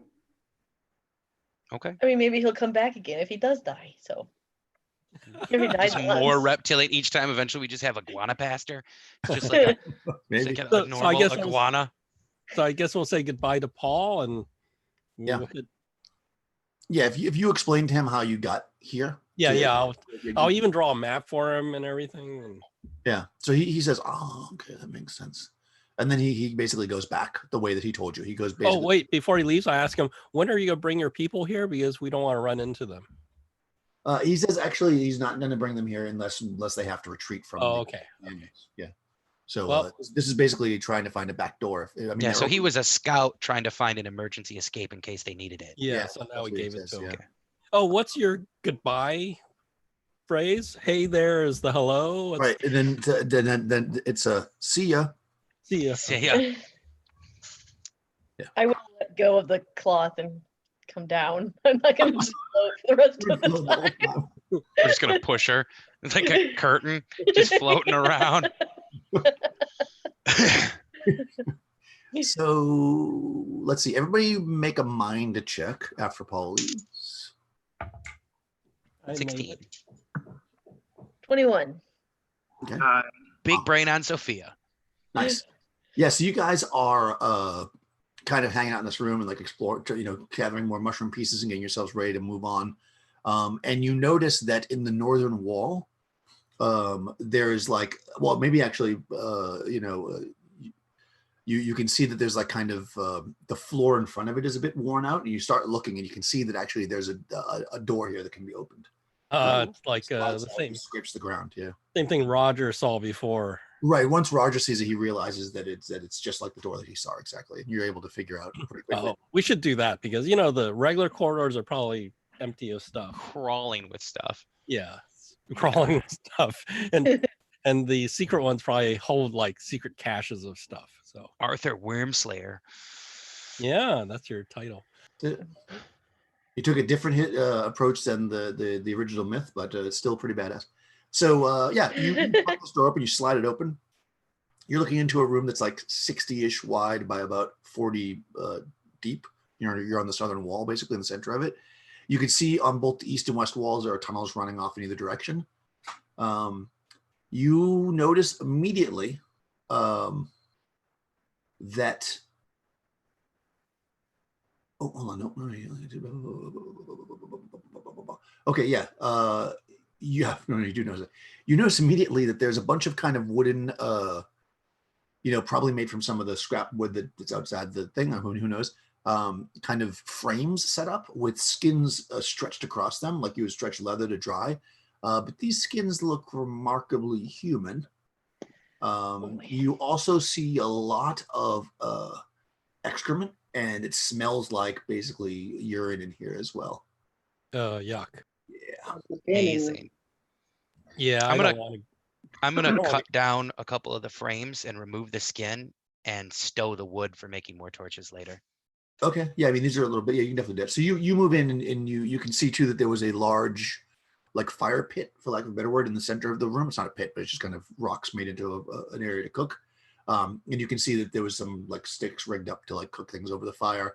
And as you're kind of, maybe there's some scraps of wood in the fire, and you see actually some bone in there. So whatever was cooked probably wasn't the crayfish. It was probably something that had bones in it.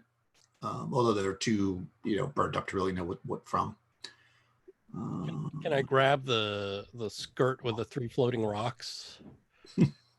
Because I want to take that with us. Yeah, of course. You could drag that along with you. Yeah. Also, by the way, because you're grabbing the skins, when you do that, you move one of the skins and you see laying on the ground a sword. Ooh.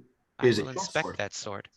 Yeah, it's a short sword, and it is of a dull gray metal, and it's got some engravings in it in a strange language that you can't understand. I'll show it to the father and Sophia, have them inspect the sword.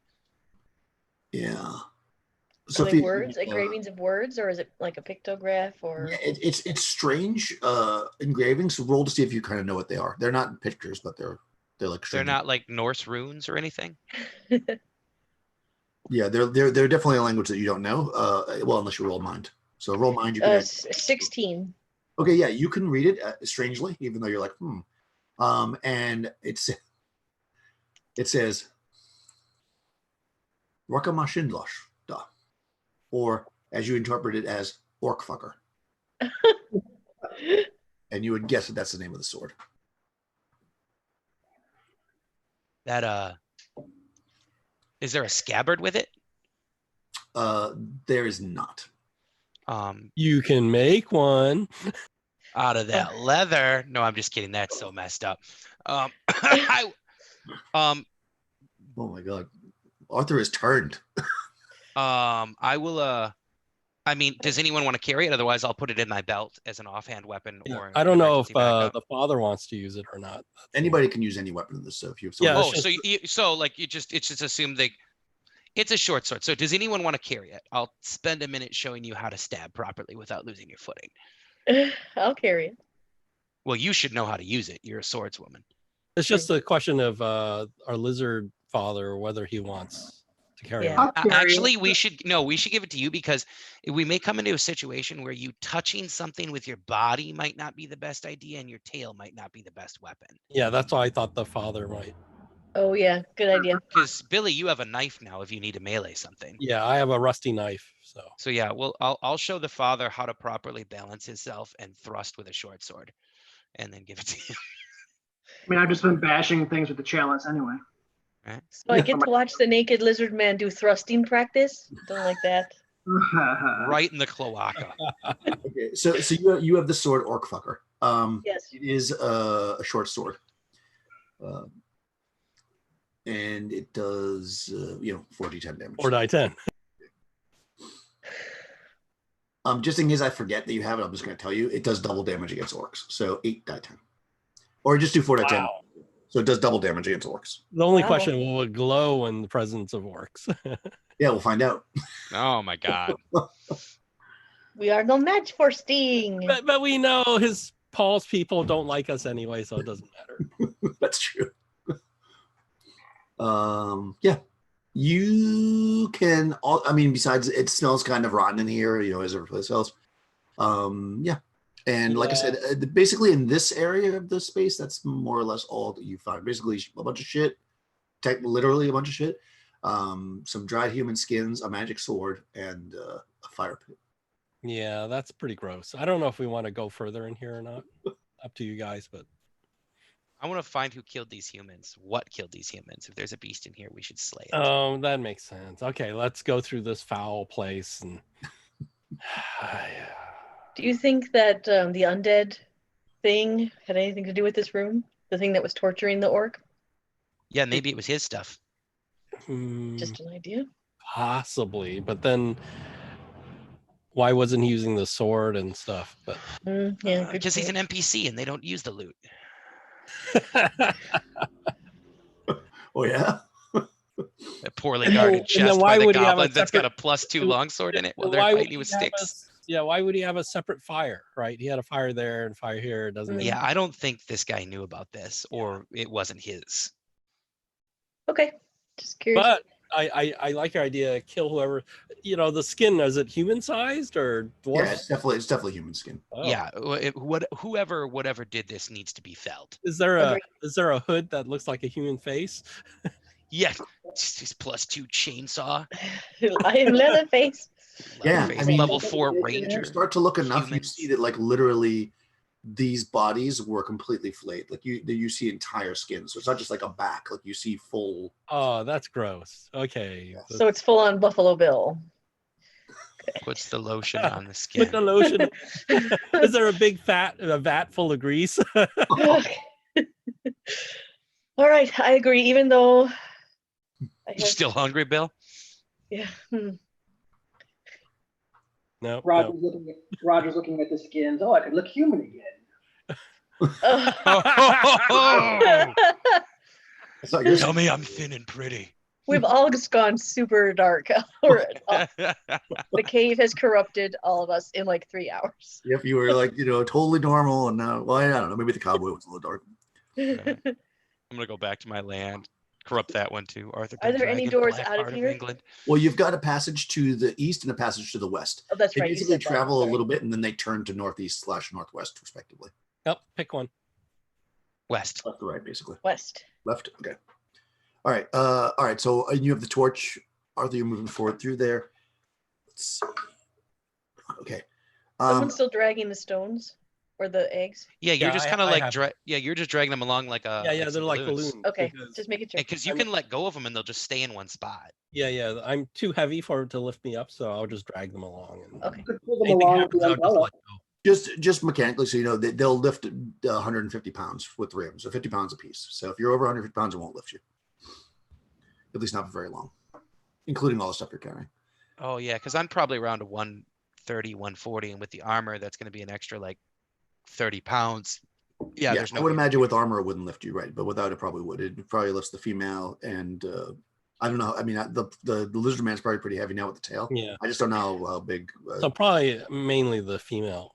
Now, this is what you should do. You should put the stones underneath your umbrella, then you're Mary Poppins. Yes, I'm Mary Poppins, y'all. you definitely can do that.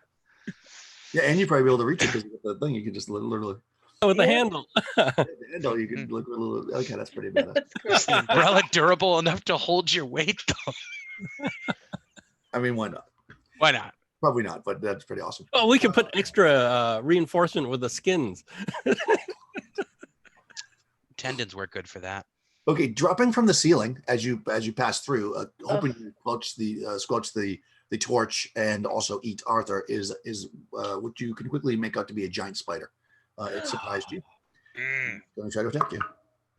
Oh, finally a hit, but you might be able to avoid it. You're going to be -2 because it surprised you, but 17 is So 20 altogether with my +2 bonus. okay. Yeah, so this thing drops from the ceiling, and you're able to step back and avoid it as it's facing off against you.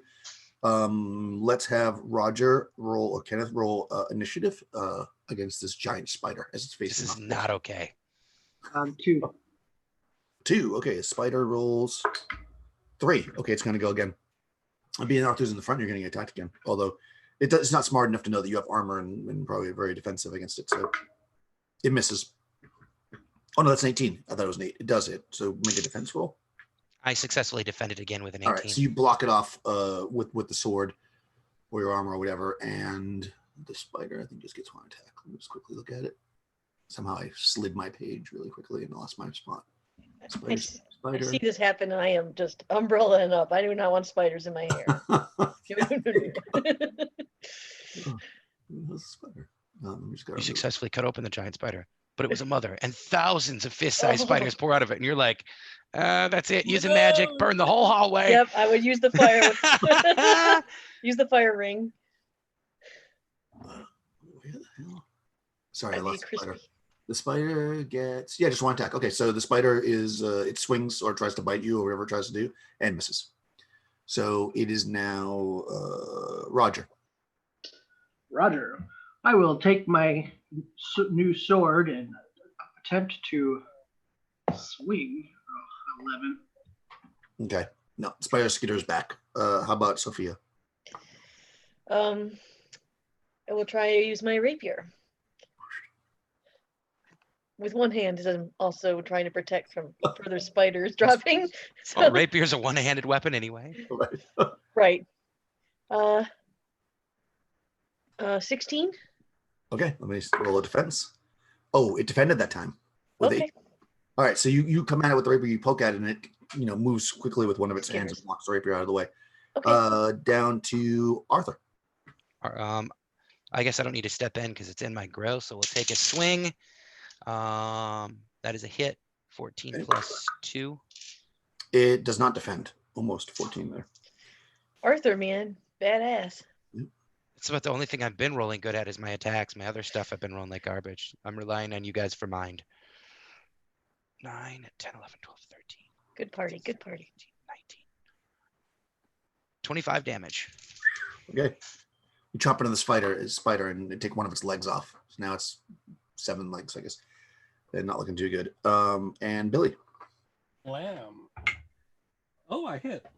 So, and while I'm shooting at it, I'm looking around, see if there's any other spiders up above.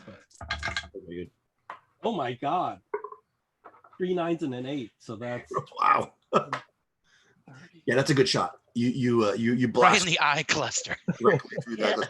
Yeah, it's plus, and you kind of like shoot and you're looking, and when you look, you see another one dropped behind you and would have surprised you, but you look, so it doesn't. So we'll just roll normal initiative, go right into regular initiative. It's the spider's turn though, because the spider won initiative. And you're in the back, so it's actually going after you, Billy. Yeah. But no, 16. That got you. Okay, let me do my dodge. Dodge. I got a 16. So. All right, yeah, you're able to jump out of the way. You saw it. In the back. There's another one here. What tarnation? And it is Roger. So you hear that, and you spin around, and you see behind you guys, there's another spider moving into Billy. Well, I swing again, and I roll a 3. Okay. Yeah. You're a man of peace. You don't know war. That's right. Like. Right. I should just pray. All this attacking, Father. You're a man of violence? I thought you were better than that. Well, you gotta fight. Gotta do what you gotta do. Right, Sophia. Can I see it I was kind of up behind near Arthur. Yeah. Do I need to run and dagger, or can I throw the dagger at it? You could do either. Either one works. I'll throw it. Nice. Try anyway. Oh, that's a 9. So no. Okay, yeah, you throw the dagger, it flies off the thing. Stab Billy. All right, so Arthur, you see, everybody turn. Sophia throws the dagger.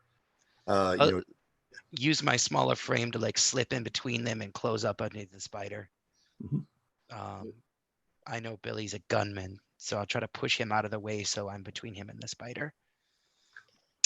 You shout, "I'll save you, Billy!" Save you, Billy. 13 in the dice. Plus 2 is 15. Yeah. Hey, nice. And does not defend. Do some damage. The spider might be dead. Oh, those first hits. Yeah, not unless you roll 4 33 damage. 33. Oh, wow. Yeah. Okay. Yeah, you chop into this thing, and it's like, yeah, it's going to die, but it's not dead. It's like get off my boy. Yeah, you put a big chunk in it, and Billy. Yeah, I roll back a little, get on my feet, and shoot at it. 18 plus. Yeah, I hit. Nice. You can't dodge. The thing's fast enough to dodge a bullet. We're out of here. 26. Yeah, that's more than enough. So once again, you blast, and now you guys are kind of looking around, like, Yeah, I'm gonna look at the ceiling. Are there more? Yeah, and you look around, and nothing seems to be moving now. Your torch light is flickering. And are they web spiders or are they hunter spiders? You don't see any webs anywhere, no. Hunter spiders. Yeah, okay. Because I was going to say, if they had webs, we'd check their webs. If they're man-eaters, we might find something useful. Yeah, you don't see any webs at all. You just see the dead carcasses. Now Billy's thinking, oh, do you think these spiders tan these people? Like, do you think they sort of no. Probably not, Billy. No, probably not. No. Yeah, don't think it was the spiders. They don't build fires either. No, not usually. I don't know what spiders you have where you come from, but I don't know where I come from. Spiders don't get this big. So you go past the spider, kind of following this down, and the room kind of dead ends. The hallway, I should say, it ends. But at the end of the corridor, you see basically, I mean, you don't. Well, I guess because you could count the skulls, but you see tons of bones, and it seems like whoever did this took made stacks of them. So you see stacks of like hands, bone hands, stacks of like femurs, stacks of rib cages, sort of like Paris Underground, where they. Yeah, it looks like a catacomb, like they sorted crypt. Yeah. I'm gonna go back and get my dagger just so you stipulate that I did go get it. Okay, yeah, you can walk back and get the dagger. It probably didn't go very far. Well, this looks like a dead end. Somebody's very organized. Dead end. It's a dead end, right? Nobody's attacking Billy. You people. I'm attacking Billy. No, I'm just kidding. I will cast freeze on Billy, and then I will shatter him with the sword. No,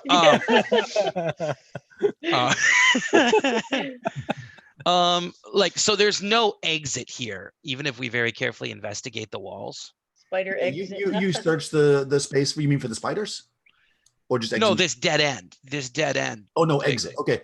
Yeah, you can search. As long as you want, but yeah, you mentioned, you spend some time searching, like, you're very thorough, and yeah, you don't see any other way out.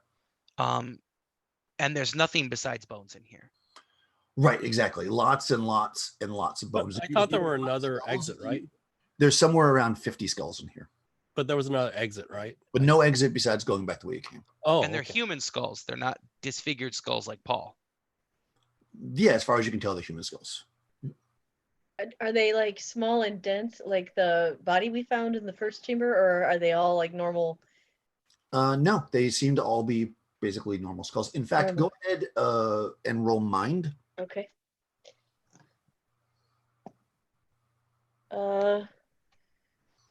18. So it's weird because as you're kind of looking at them, you notice that the skulls all seem to be almost identical. Like, that skulls generally look the same to like a layperson, but they all are a little bit different. These skulls look exactly the same. Are they real? Almost like manufactured? Or almost like manufactured, except they're, as far as you can tell, they're, I don't think that you. Are there chew marks or anything on the bones, like cut marks or chew marks on the bones? No. Oh. were they cleaned and set here? Like, are there scrape marks like the bone was cleaned? Yeah, more like that. Okay, That's weird. so Yeah. somebody did all of this on purpose. Yeah, And- because I and took it cut mark wasn't- being like a sword or something. Yeah, no, it looks like they were cleaned in blood here. Yeah. And I'm willing to bet there's skin over there. Yeah, Oh, they all somebody's match. They've been probably doing this faces for a while. You can Do the slap skin the faces faces on the match? skulls, bruh. No, but you just look at the faces. Do they match? You can go back to the skin room. Yeah. You're Yeah, I'll gonna say again, try if you take the time to really look, as far as you can tell, yeah, they look like all the skins seem to be the same. So somebody You know, more or less. There's slight 50, like there's twins and triplets and quintuplets and stuff. There's 50 of them. They're exactly the same. the skulls are all basically the same. The skins have some variations, but there's not as many skins as there are. This could have been a Bones. human tribe, an entire tribe. Wiped out. or somebody making humans. As a witch, maybe they make humans. They're building like parts. I don't know a lot about robots, but that's kind of where I'm going. Let's go back down the other way and see if we can let's go find the this malefactor. Yeah, They we need to find. taste my blade. Yeah, okay, you can do that. You guys walk down the other way. Keeping an eye out for spiders.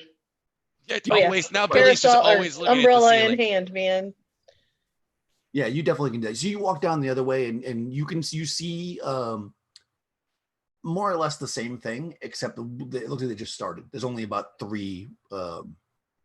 There's three. There's three skulls, three. So it's like the other area is kind of full, so it's like they started over here. Would be what you could imagine, but it looks the same. There's no other. There's no spiders.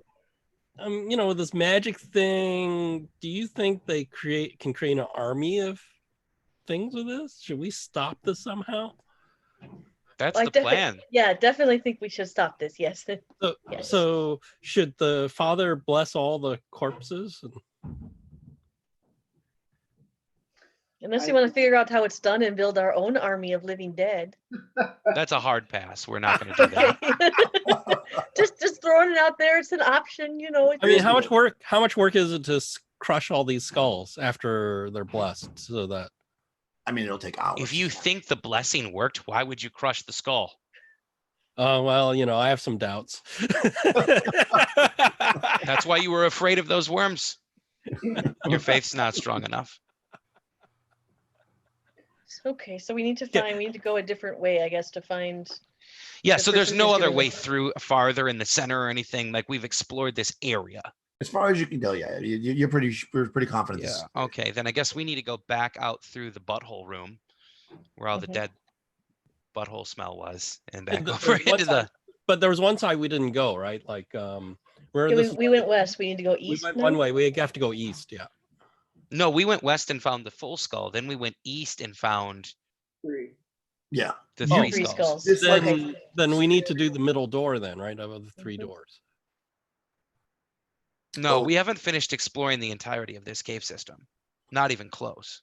Yeah, you with I think where your this confusion in your conversation is that when you're saying explore the whole area, you're talking about just behind the secret door.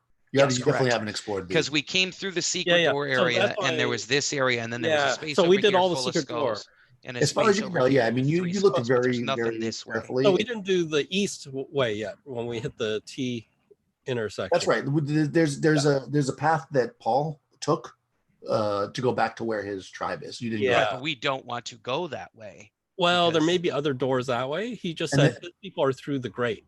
Yeah, and there's also you could go to the south from that triangle room where Paul was being tortured. Yeah, Those two- let's go those two that regions way. not Okay, there. let's go south then. Yeah, sell through the triangle room, because then Technically, only the priest has been into the room with the with the pink fleshy ball. The- yeah, the I mean, reincarnation butthole. Maybe you don't want to go back in there, but yeah, pretty much only the priest has been there. Okay, so which way do you want to go? East or south, basically? East. No, south. We said we were going to go Yeah, south. south, right? South. Yeah, south. I thought we said. Ooh, yeah. You head south. Let's swing this over here. Okay, so you come Really into this go room, for like a and you mutton can, as soon as you start tomato to sandwich. you kind of, there's like this point of the triangle, and then you guys start to you walk through it. So it's basically a passageway. It opens up into a room that's kind of like an odd shaped, like an oval shaped room. Kind of like a football. And as soon as you get into this space, or maybe even as you get a little closer to it, you start smelling what smells like onions. Onions? Yeah. And my stomach growls. Yeah. And when you come in, you see that there are half dozen bodies laying on the ground. You've got the mix of this really strong onion smell with also the smell of rot. So like these bodies are not nearly as old as things you've seen so far. So without any like closer examination, that's what they look like. They're kind of they're sprawled out on the ground. These They naked? corpses. They are not naked. They are wearing a variety of clothing, kind of like you guys. Like it doesn't seem to all match like time period wise. And they're holding, or have near them various weapons, like a spear, a battle axe. Are they lined up or are they randomly placed? No, they're randomly like they died. You would imagine that like they died in a fight. Okay. There you go. Like they were frozen in place and then they No, they're collapsing. They're statues. I will definitely draw my sword. Okay. And kind of move into the room and look around in the corners and stuff and go, up on the "Be ceiling careful." for any movement. Yeah, you can move through the room a bit, and again, you get that really strong smell of onion and rot. There's no real corners because it's shaped like an oval. And as you go deeper into the room, you see that on the south side there's like a short hallway that leads out of the room, and that hallway ends in a door. Be careful, Arthur. Somebody slew all these people. I'll come, I'll be behind Arthur kind of Do we exploring see with him. visible wounds on any of these bodies? Yeah, how did they die? Yeah, so you start examining the bodies, and you notice that there are large kind of for lack of a better word, like fang marks, like two holes next to each other, like a fang. Oh, I look up. Yeah. Yeah, you look up, you don't, there's nothing above you. That's probably a pretty good. I go, uh-oh. They died fighting the spiders. Yeah, and you actually see when you look up that there's like the ceiling is pretty high up, and you can see that there's like cracked, like large kind of crack areas where maybe they could move through and around the spiders, but they're not there right now, as far as you can tell. You don't see any. Okay. I shall give last rites. Move closer. We can hear you. Oh, last rites. Oh, Okay. last rites. Yeah. Okay. Yeah, you definitely can do that. Yeah, and also as noted, they have weapons. You find one guy has a knapsack. That's where the onion spell is coming from. You dump it out. There's basically a shirt that you don't, if you want to untie it or not, but it's kind of wrapped around what you imagine are onions because you can feel them inside. I guess we'll take that. We'll take the Yeah, we'll take the Two onion big for sure. onions. Yeah, so there's two big onions wrapped inside a shirt. I mean, if you want to open the shirt, Sorry about that. It looks like Okay. just for like 2 seconds, my entire internet went down and then it came Oh. right back. little drop off. We found a sack of onions. Yeah. So I guess I wanted to ask about the bodies. Mhm. Do they look like you said there's a battle axe Mhm. and there's a spear? Like, are they wearing armor? What kind of clothes are they wearing? They're wearing various clothes that don't seem to match. So they're basically dressed kind of like you guys in the sense that like they're not Right, all- like I have like a modern scarf on, but that I found. I figured that would be something flavored, but so they're just a mismatch of clothes. Exactly. Like, and you've noticed that in this land as you've been traveling, that like people are generally, they're coming, like you arrived in the stuff that you have, right? But over time you pick stuff up. So you're looking at them and it doesn't, like some of them have armor on. It doesn't necessarily seem to match per se. They've got various types of weapons that, because you have a pretty modern person, that one of them has a shotgun. Shotgun. Yeah. Definitely. Billy's like, oh yeah, Yeah. shoddy. Yeah, it's a double barrel shotgun. It is loaded, but you don't find any more shells. So you No, basically is it a double barrel, a 6-chamber? no, it's a double barrel shotgun. So Effectively, you can either take 2 shots with it, or you can do a single blast that'll hit 2 people. We'll see if they're Okay, close together. so I'll take that, and maybe I'll take the backpack, put the eggs in there to make it lighter, Oh, and then stuff it with like whatever crap we find that we think is useful. Makes sense. Anybody so have any soap on them? Any soap on the bodies? what's Sophia soap? wants some No, of I'm that. just kidding. No, but does the spear look of good make? yeah, it's like a proper spear. Like it's not a like something they didn't cobble it together. It's an actual spear made for fighting. Yeah. I'm going to I'll- give that to the priest so he can poke at things from a distance. I'll actually look Yeah. for more canteens. We only have 1 canteen. Yeah. Must be good. Oh, to get. okay. Yeah. Oh, so good idea. let's see. Good idea. Yeah, you find a canteen, in good shape. It's metal, but it's in good shape. It doesn't have any water in it, but it's a canteen. We can fill it at the and pool. you actually do find soap. Yay! You find a bar of soap.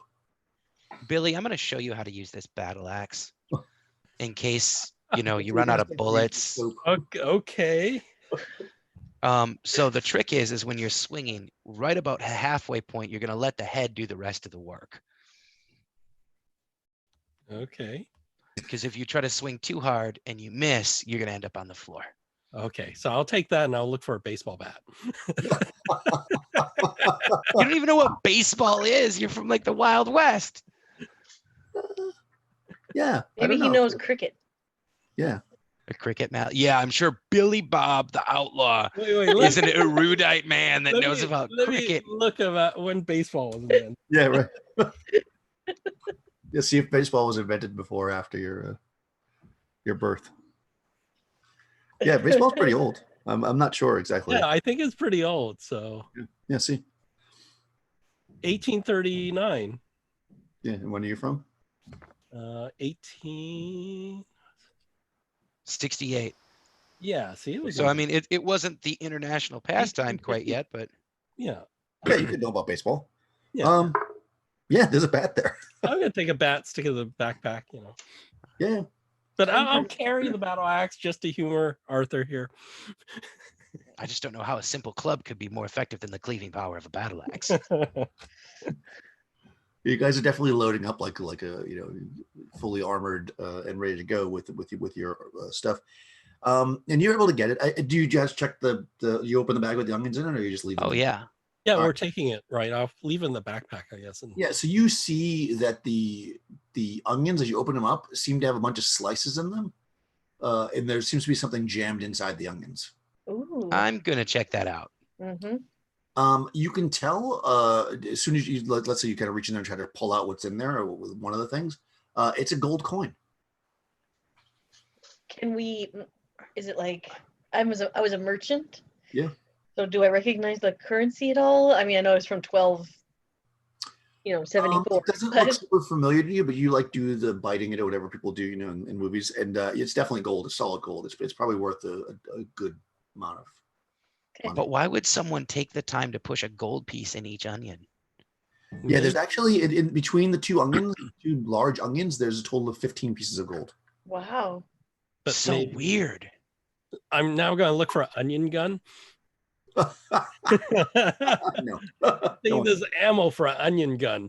It's Is that a superstition that I would know anything about, the gold in the onions, or is it just a clever way? I mean, I'm trying to think which, if I would. Clever way to hide your gold. Or that, yeah. Go ahead and roll mind, I guess, but Okay. take a -2 because it's pretty obscure. I know you can. Yeah, no, 3 minus 2 is 1. So. Yeah, you never heard of anybody doing such a thing, although maybe you're thinking it's a good idea. Who knows? Well, I mean, onions sometimes are used to obfuscate the smell of other things. Could there be some creature who can smell gold? Ooh, yeah, maybe. possibly. You worked I in the recommend kitchens, just leaving Arthur. the coins back in the onions, and then we'll just take it. And Agreed. Right. I mean, we can take the bag because if it ends up not being an issue, we can eat these onions anyway. So we'll just. I we'll don't worry know. about- Coins are filthy. I don't know if you want to eat onions. Are you going to eat the onion raw, or are you going to boil it in water? Yeah. Yeah, running around with a club instead of an axe, trying to eat raw onions. I You like these. sure you're not a Breton? I love these side conversations. Yeah, so you guys, so you're going to put the coins back in the onions? Yeah. Yes. Of course, yeah. Okay, yeah, you can definitely do that. So you put the coins back in the onions; they fit right back in. And you throw the onions in the bag. You pick up your post-apocalyptic weapons, the baseball bat, and a shotgun. Father, did you want this spear so that you can poke at things without getting close to them? Yes, I will carry the spear. Okay, I feel that you look fatigued, and I've Wait, what? noticed that as a man of the cloth, you aren't the most skilled martial combatant. Oh, since we're here, I'm gonna look for a lantern. Oh, a lantern. I'm checking for everything, like anything of use. Yeah, if there's something that you want to find, I mean, it doesn't say what's on. I'm looking for a lantern. Yeah, so just if you want, there's no lantern. Oh. You notice that they probably were using torches, and I'll say that that they've got one more left. One more torch. You want to grab that, Billy, or do you want? Yeah, do just you stick want in the Sophia to carry backpack. it? Okay. Stick in the backpack. Are there any other backpacks? I mean, keep in sacks? mind, guys, that I know that you said you were going to throw the eggs in the backpack, but the eggs glow pretty brightly. So while they're kind of wrapped up in her shirt, they've been actually lighting the space for you. Your torch. Oh, I see. Yeah. We haven't needed to use it. I assume it's in the backpack and then it's lifting up the. Yeah, if you do that, you'll need the torch again. But No, but it's lifting up the. You could the tie flap, it off right? to the top of the backpack, making the backpack lighter and still giving you a light Oh source. yeah, that'll work. Yeah, so we can tie it to the top or to the shoulder strap. Then you're just kind of like balloons hanging off the back of your backpack that happen to be lighting stuff up. Yeah. Okay, that's fine. You can definitely do that because I'm kind of thinking like your dress or whatever or piece of fabric that you drew was translucent through light for light anyways. So you've got this kind of like beautiful lantern floating above your head. Right. This is how stressful this situation is. As a young Saxon boy, I'm not even distracted by the fact that she's showing calf. Right? I mean, like it doesn't even matter at this point. Yep. Yeah, she's been showing calf for a while. Right. Yeah, Maybe even a knee. They're pretty dirty at this point. I would have to use my soap. Let's go through one more time. If there's something specific you want to look for, just name an item, one each, and if you want, and I'll see if I'll take a chance that's there. So, Billy, anything else you're looking for? Now for fun, I'll look for a stick of dynamite. No, too bad. That would be awesome. How about Roger? Everybody should just say dynamite now because eventually we get. If these people, if they're coming from different times, might there be a flashlight? It's really hard to say. I mean, like I said, I'm that's more meta. I'm saying they're from different times. They're like you know. Yeah. They're just mixed up and different. They definitely look different. Yes, I mean there's a mixture of men and women. They look different. You know, blonde hair, dark hair, different skin color. I mean, we'll just say they're a mixture. Well, we got a Zippo, so I was wondering possibly maybe there's a flashlight in this, lying on the ground and there's Asher. It could be anything. So, yeah, there's a flashlight actually. Wait, does it work? Yeah, no, it'll work. We'll display the flashlight. Let's give it a D8 usage die. So every once in a while, I'll just ask you to roll the D8, and if you get a 1, 2, or 3, it'll drop down to a D6, and all the way down to running out of batteries. Okay. I mean, once you start using it, you don't really need it yet, but right. If you use it. And how about Sophia? I found my soap. I think You good? I've got weapons. I think I'm okay. Okay. Anything else Arthur's looking for? These all people look like they're carrying the weapons and stuff. I'll look around if there's a buckler or a shield or a makeshift shield that someone made that I could be carrying on my off arm. Yeah, sure. No, unfortunately not. Okay. Yeah, so you guys basically strip the bodies down of very strange but useful items in some way. You all kind of stink of onion, but maybe that's a good thing. And so you've got a door to the south that you haven't explored, or of course you could head back north to the room where the orc was being tortured. Let's go check out that door. Mm-hmm. It seems like the sensible thing. Yeah, it's a door like the other doors you've seen. And do you want to take the precaution to check it again like you've been doing, I'm assuming? We'll kind of have a procedure going on. Yeah. Billy's can check that door. Priest, open that door wildly. Do you want me to roll or don't bother? Yeah, you can roll. I'll roll. 12, 13, no, I blew the check, so I think you can't, either you think it's clear or you just don't know. And I open it after I think it's clear. Yeah, when you pop up the door open, you find yourself looking down into the original kind of big space that you came into.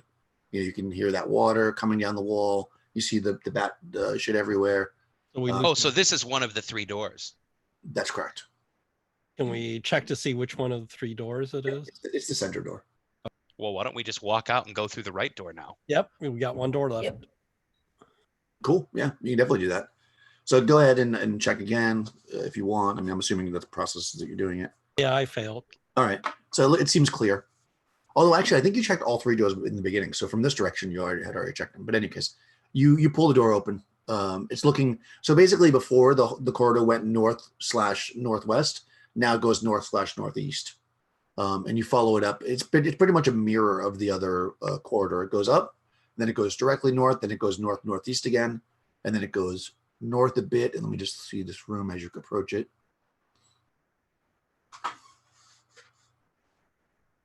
Okay, so actually, let me give you a little information here. As you are coming up this corridor, yeah, so okay, so you look into this room. Sorry, the way it's describing is a little strange. So as you guys approach the room, you actually get up there and you peek in, and you see a kind of a short creature. I'm going to say it kind of looks like a man, but it is quite short. Something about maybe around 3 foot tall. It has very long ears. It is hairless. The skin is kind of this like ruddy brown color, and it has large eyes, but they seem to have like no whites, like they're just black. And a decently sized mouth, no nose. It's eating some kind of bug. It's like, and it does not seem to notice you as you kind of peek around the corner. Does it look like? In sorry, addition, sorry. oh sorry. In I'm addition, gonna ask you if it looked like it could be like something like the skeleton we found in the front room. it looks a little smaller than that, but could be. Okay. I mean, it's sitting in the center of this room on a grate. Eating a bug. Eating a bug. big bug. Yeah, you're coming in from the basically from the western side of the south wall, and the eastern side of the north wall. There's a passage heading out to the northeast. Okay. So it's pretty much an exact mirror of where you fought the mushrooms, except in this room is this kind of strange creature. And like I say, he doesn't seem to notice you. He's just eating. He's kind of looking to the west. So you guys are coming in from the south, again, the south, but on the western wall. He's looking directly at the western wall, like just eating. I'm going to stare the way he's staring just to see if I can spot anything. Okay. Yeah, you roll mind. No, fail. No, it looks like pretty much everything else you've seen. He doesn't seem to be staring at anything important as far as you can tell. Just staring off into space, eating a bug. I go, hey, usually I leave things that eat critters alone because they keep the place clean. Usually I leave spiders alone, except for those that we saw were a little bit hostile. Well, this thing looks like it. Is it naked or is it wearing clothing? It is naked. It's definitely like man-shaped, basically. It's got like 2 arms, 2 legs, whatever, but it's very skinny and very large ears and hair. I go, hey there.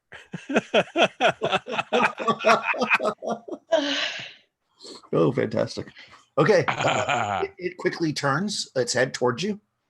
And I go, hey there again. I smile. It responds back. Hey there, roll a soul. Oh boy. Oh, I fail. I rolled a 5. So Okay. So it actually like stands up and starts walking backwards towards the other corridor to the northeast. I'll hold up my hand openly and be like, we mean you no harm if you're not hostile. Do you live here or are you lost as well? Okay, it's back. Go ahead and you can make a soul check too.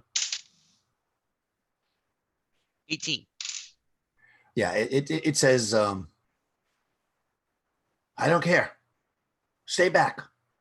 Go ahead. Get out of here. And it kind of holds the half-eaten bug almost like a weapon. It's harmless. It's just scared of us. We should just pass by. Wait. Are we supposed to give it a can of soup? This is clearly not a fae. Oh, he looks like something you would say. It's like, okay. The fae are graceful. Yes, you must give me. Soup. Soup. Yes, give. He's like soup, Give. something. Give. I'm gonna toss him some of the mushrooms. Okay. It doesn't seem to react. Like they just land on the ground in front of it.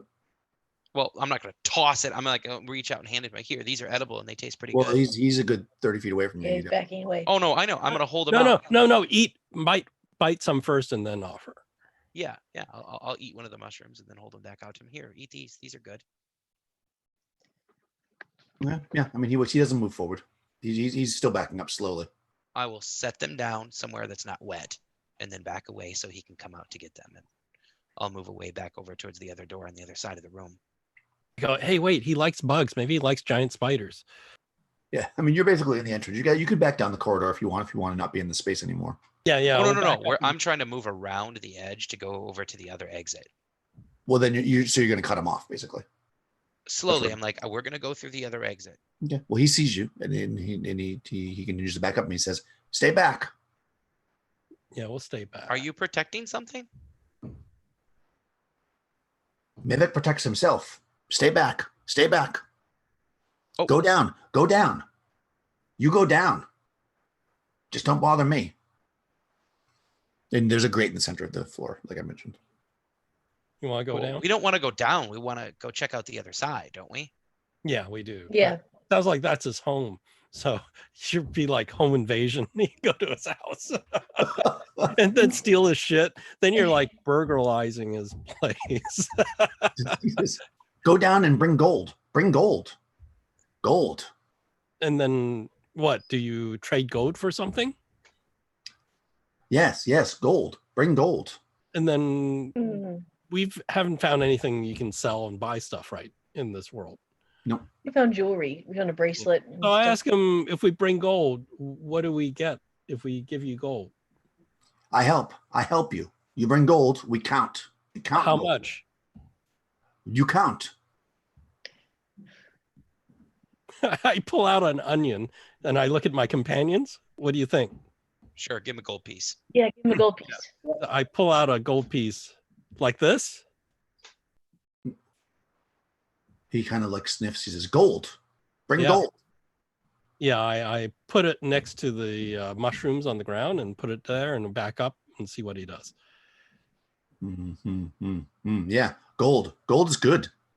More gold. Count gold. I'll put another gold down. Ooh, yes. Gold. More gold. So Okay. we should count it, Okay. right? One, Yeah, two. so Two gold. So we'll put more. 3. Count and gold. Watch his reaction.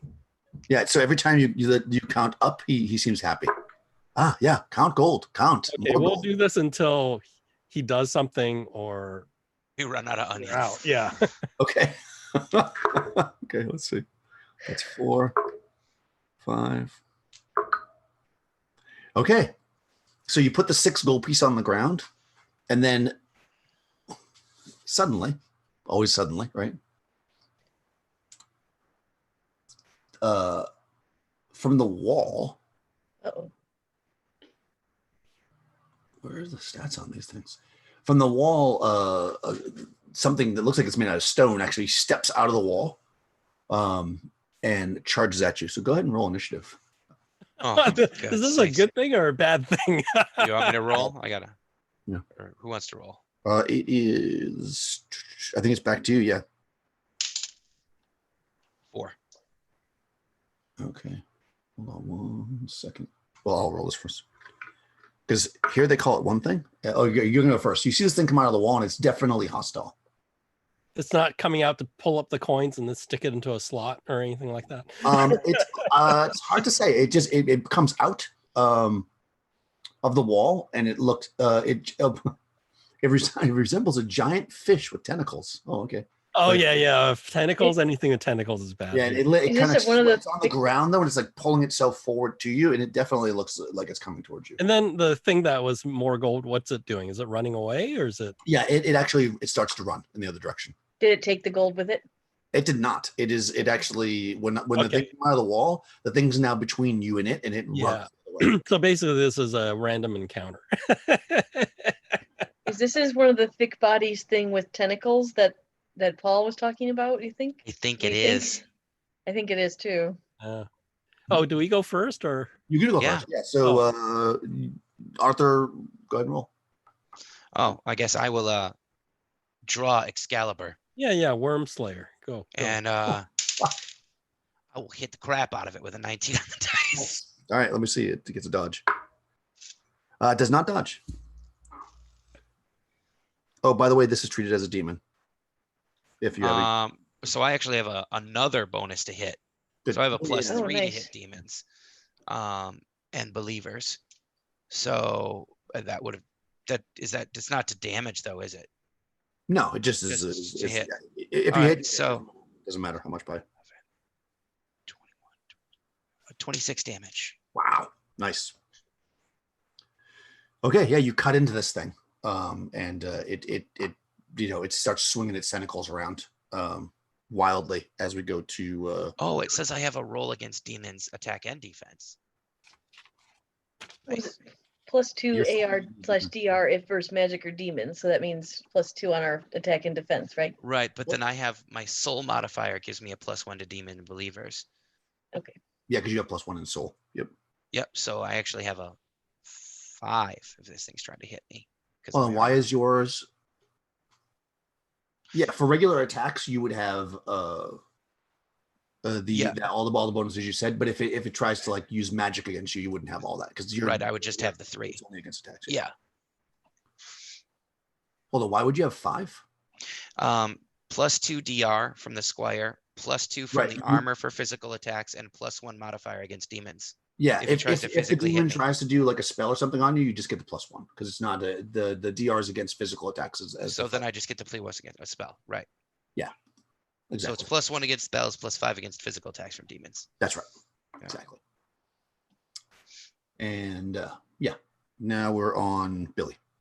Can I tell this is a demon thing versus the other stuff we fought, or is it just? I mean, you don't really know. I'm just telling you Is it mechanically. bigger? Is it bigger or? It is quite large. Yeah, it's Oh, bigger it's than- really big.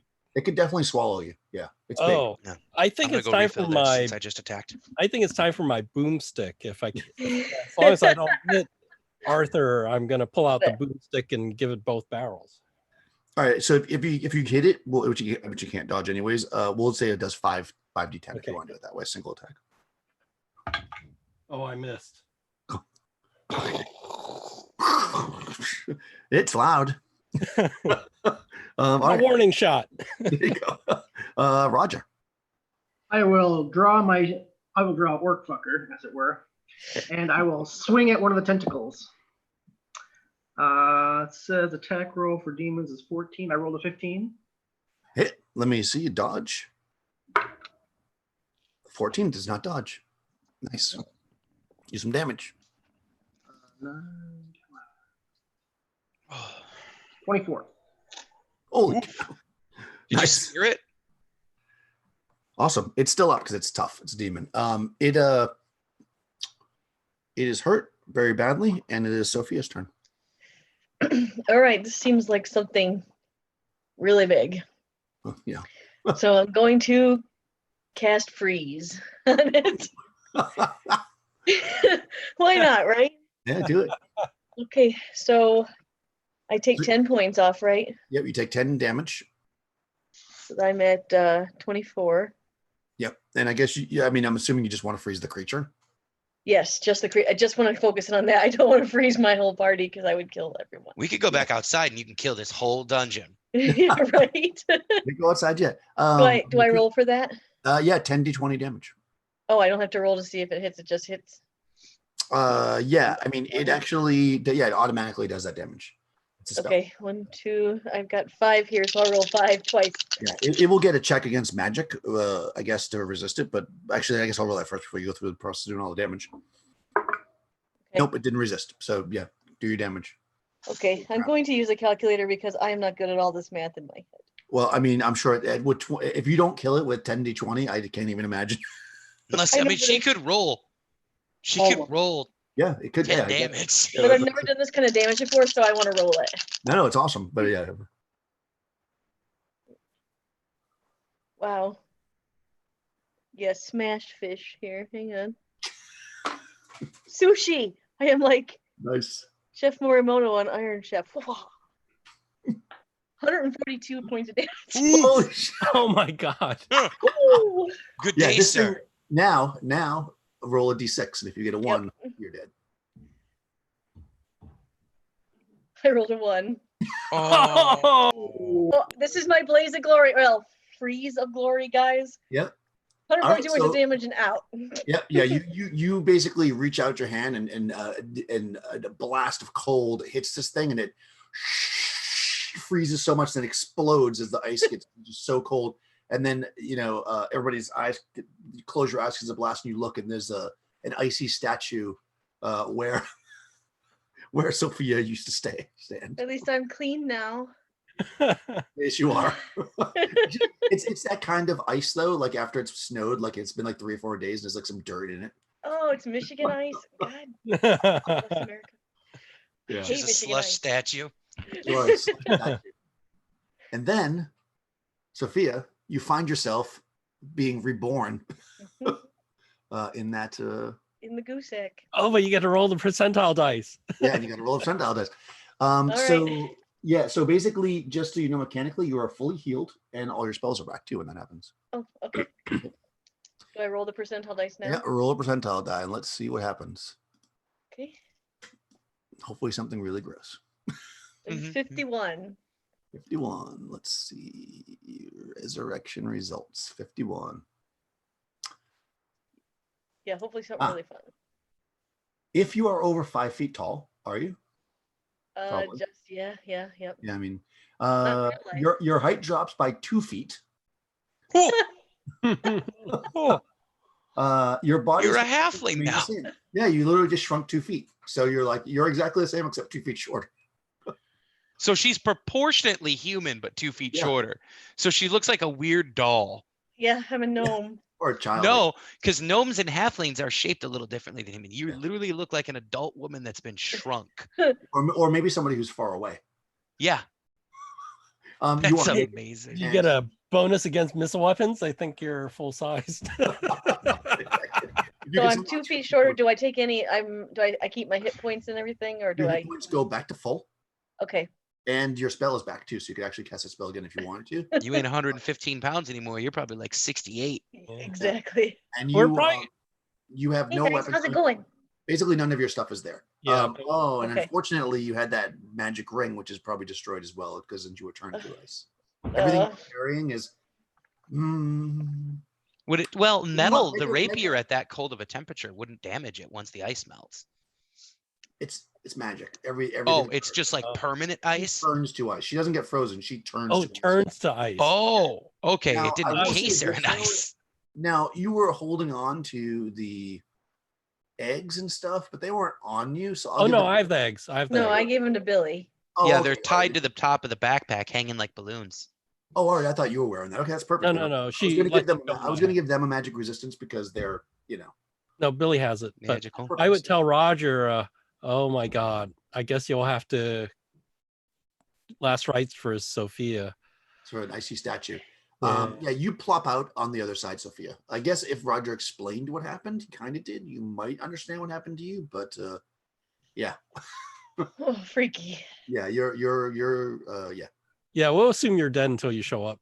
yeah, exactly. You're on that other side. So- I mean, In the pink room. yeah. If you, Okay. I mean, we'll walk if you want to maneuver your way back. I'm assuming you want to catch up to the rest of the party. I do, but do I need to stop by the other room and get a sword or Clothing? something? Yeah, you're- again, clothing. You're completely naked, and I unlike feel like the- Arthur feels like a failure. He let What if a lady die. Would it be safe for me to try to go back to the room with all the dead people and grab a pair of I guess we'll pants? find out. So, so we'll have you move around as the rest of the party's doing stuff. So that all Okay. happens, and Dobby's gone. You're rebirthed, so you can start moving. I'll just kind of figure out. So it'll probably take you if you go that way. Yeah, you'll the blah blah. Okay, so you got to make a couple of moves. Let me just see if you encounter that spider. Don't do it. Oh, I lost my umbrella. Yeah. Oh. Yeah, no, you get to the room with all the weapons and stuff, and there's some stuff left. Some kind of a melee weapon, whatever you like. Pick something. Yeah, I'll take a sword. Yeah, you get So- a sword. But that's gonna take a little bit. So while you're doing that, Okay. yeah, she's turned to Ice. icy statue, and the creature bursts and falls to the ground. There's nothing left of it. And the strange creature is gone. Yeah. I would get Roger to give Sophia last rites, and I'll pick up the 6 gold pieces and put them back in the onion. Ah, okay. Do that. You could take some time to do that. And then, so essentially you got the grate going down. Well, where did this thing come from? Maybe there's it came on the some, wall. can we look there and see if there's some treasure sure. or another entrance or something? No. Yep. Go ahead and it came from the eastern wall. So go ahead and roll a mind, I guess. Search. Soul check. Yeah, and you get the bonus with the thief thing. Oh, yeah. So I got a success. Okay. Yeah, you look where it came through and you don't see anything there, but as you're kind of going along the wall, just south of it, and again, this is almost identically a mirror to the other side. You find basically a secret door where the one where Roger originally popped out. It's basically in that same spot, but on the other wall. Open it up. Yeah, and you're able to pop that open. And you're looking into a room like the one that had that coral reef thing in it, except this one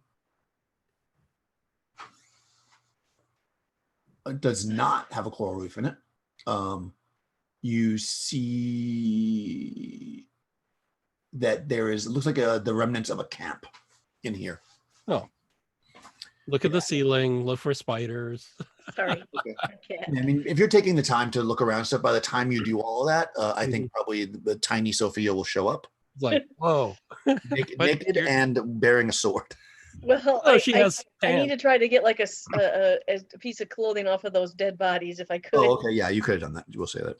I mean, at this point, I'm 3 foot, so just like a shirt would probably be a dress on me. You look like a child wearing their parents' clothing. Yeah. I'll hold out some of the clothes that I grabbed off somebody that was roughly my size, because I grabbed an extra pair of clothes, and Thank those should you. fit you. I'm very, very grateful. Yeah, nobody was as little Appreciate as you guys. You're small. If any clothes you took were big. They're all full size adults. Okay, then I'm gonna. Is your voice like higher Oh, pitch? yeah. It's like Munchkin. You're a Hey Munchkin. guys, how's it going? Sorry about that. I hope I killed the thing. Oh, what happened?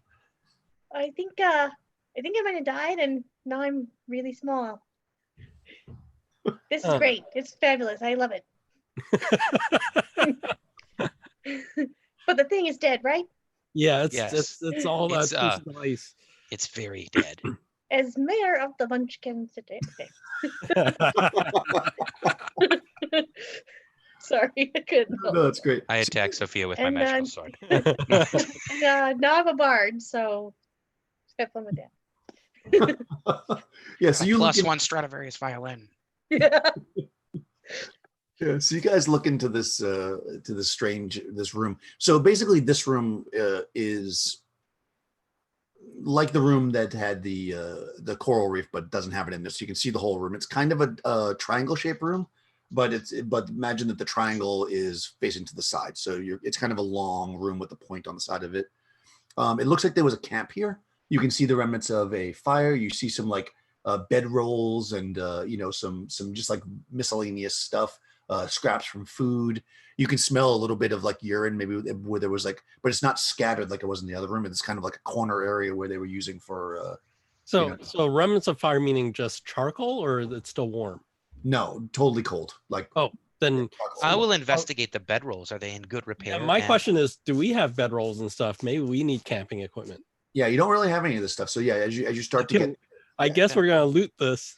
Bonus. Yeah. Well, yeah, but before we loot them, because my character definitely knows about lice and stuff like that, living in that world, I'm gonna check the bedrolls to make sure they're not tainted with lice or anything like that.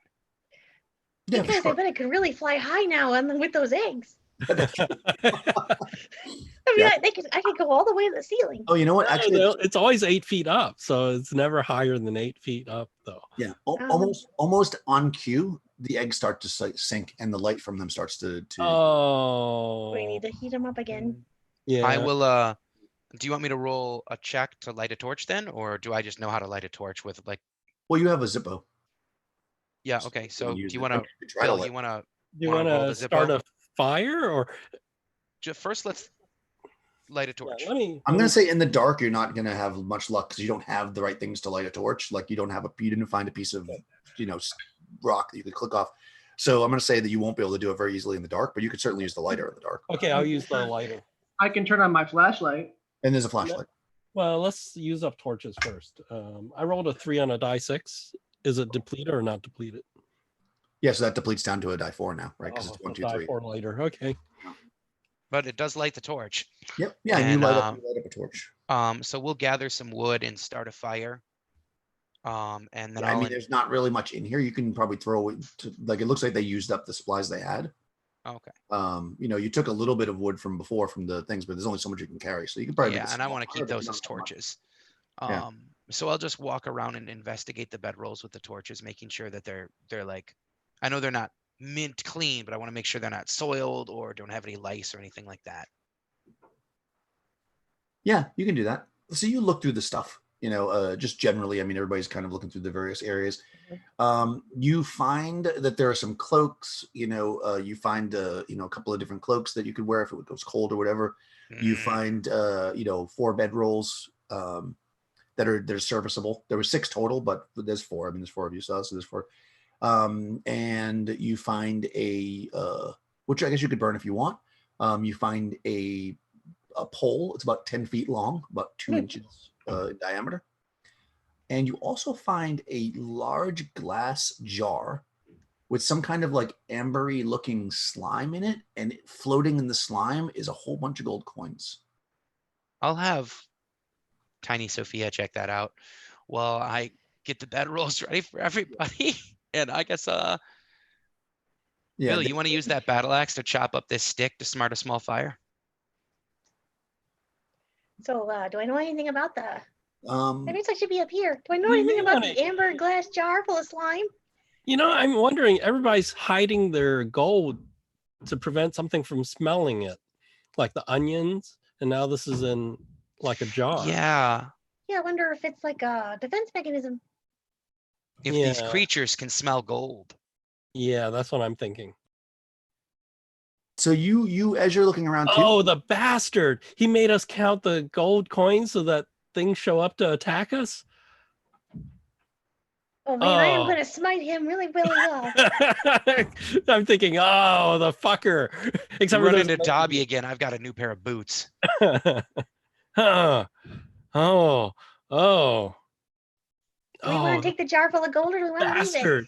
The bastard. Well, we Let's can take take with it. us. I just wanted to know what the liquid on the inside was. I think it's just to prevent it from smelling, things from smelling the gold.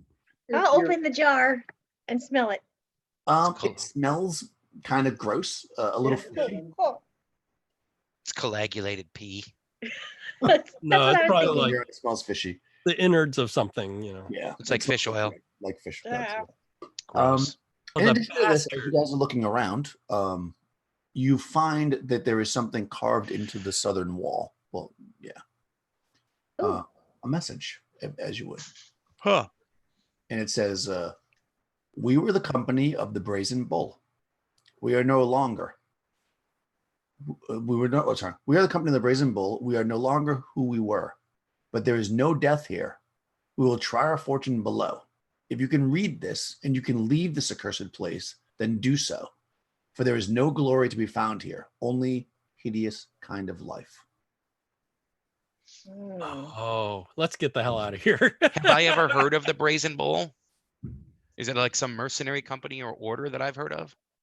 You've not heard Okay. of it. No, it's I not. go, wait, I think since Roger and Sophia came back, every time they come back, they're different, then maybe you just keep on dying and coming back change until you're like some horrible thing and you never leave.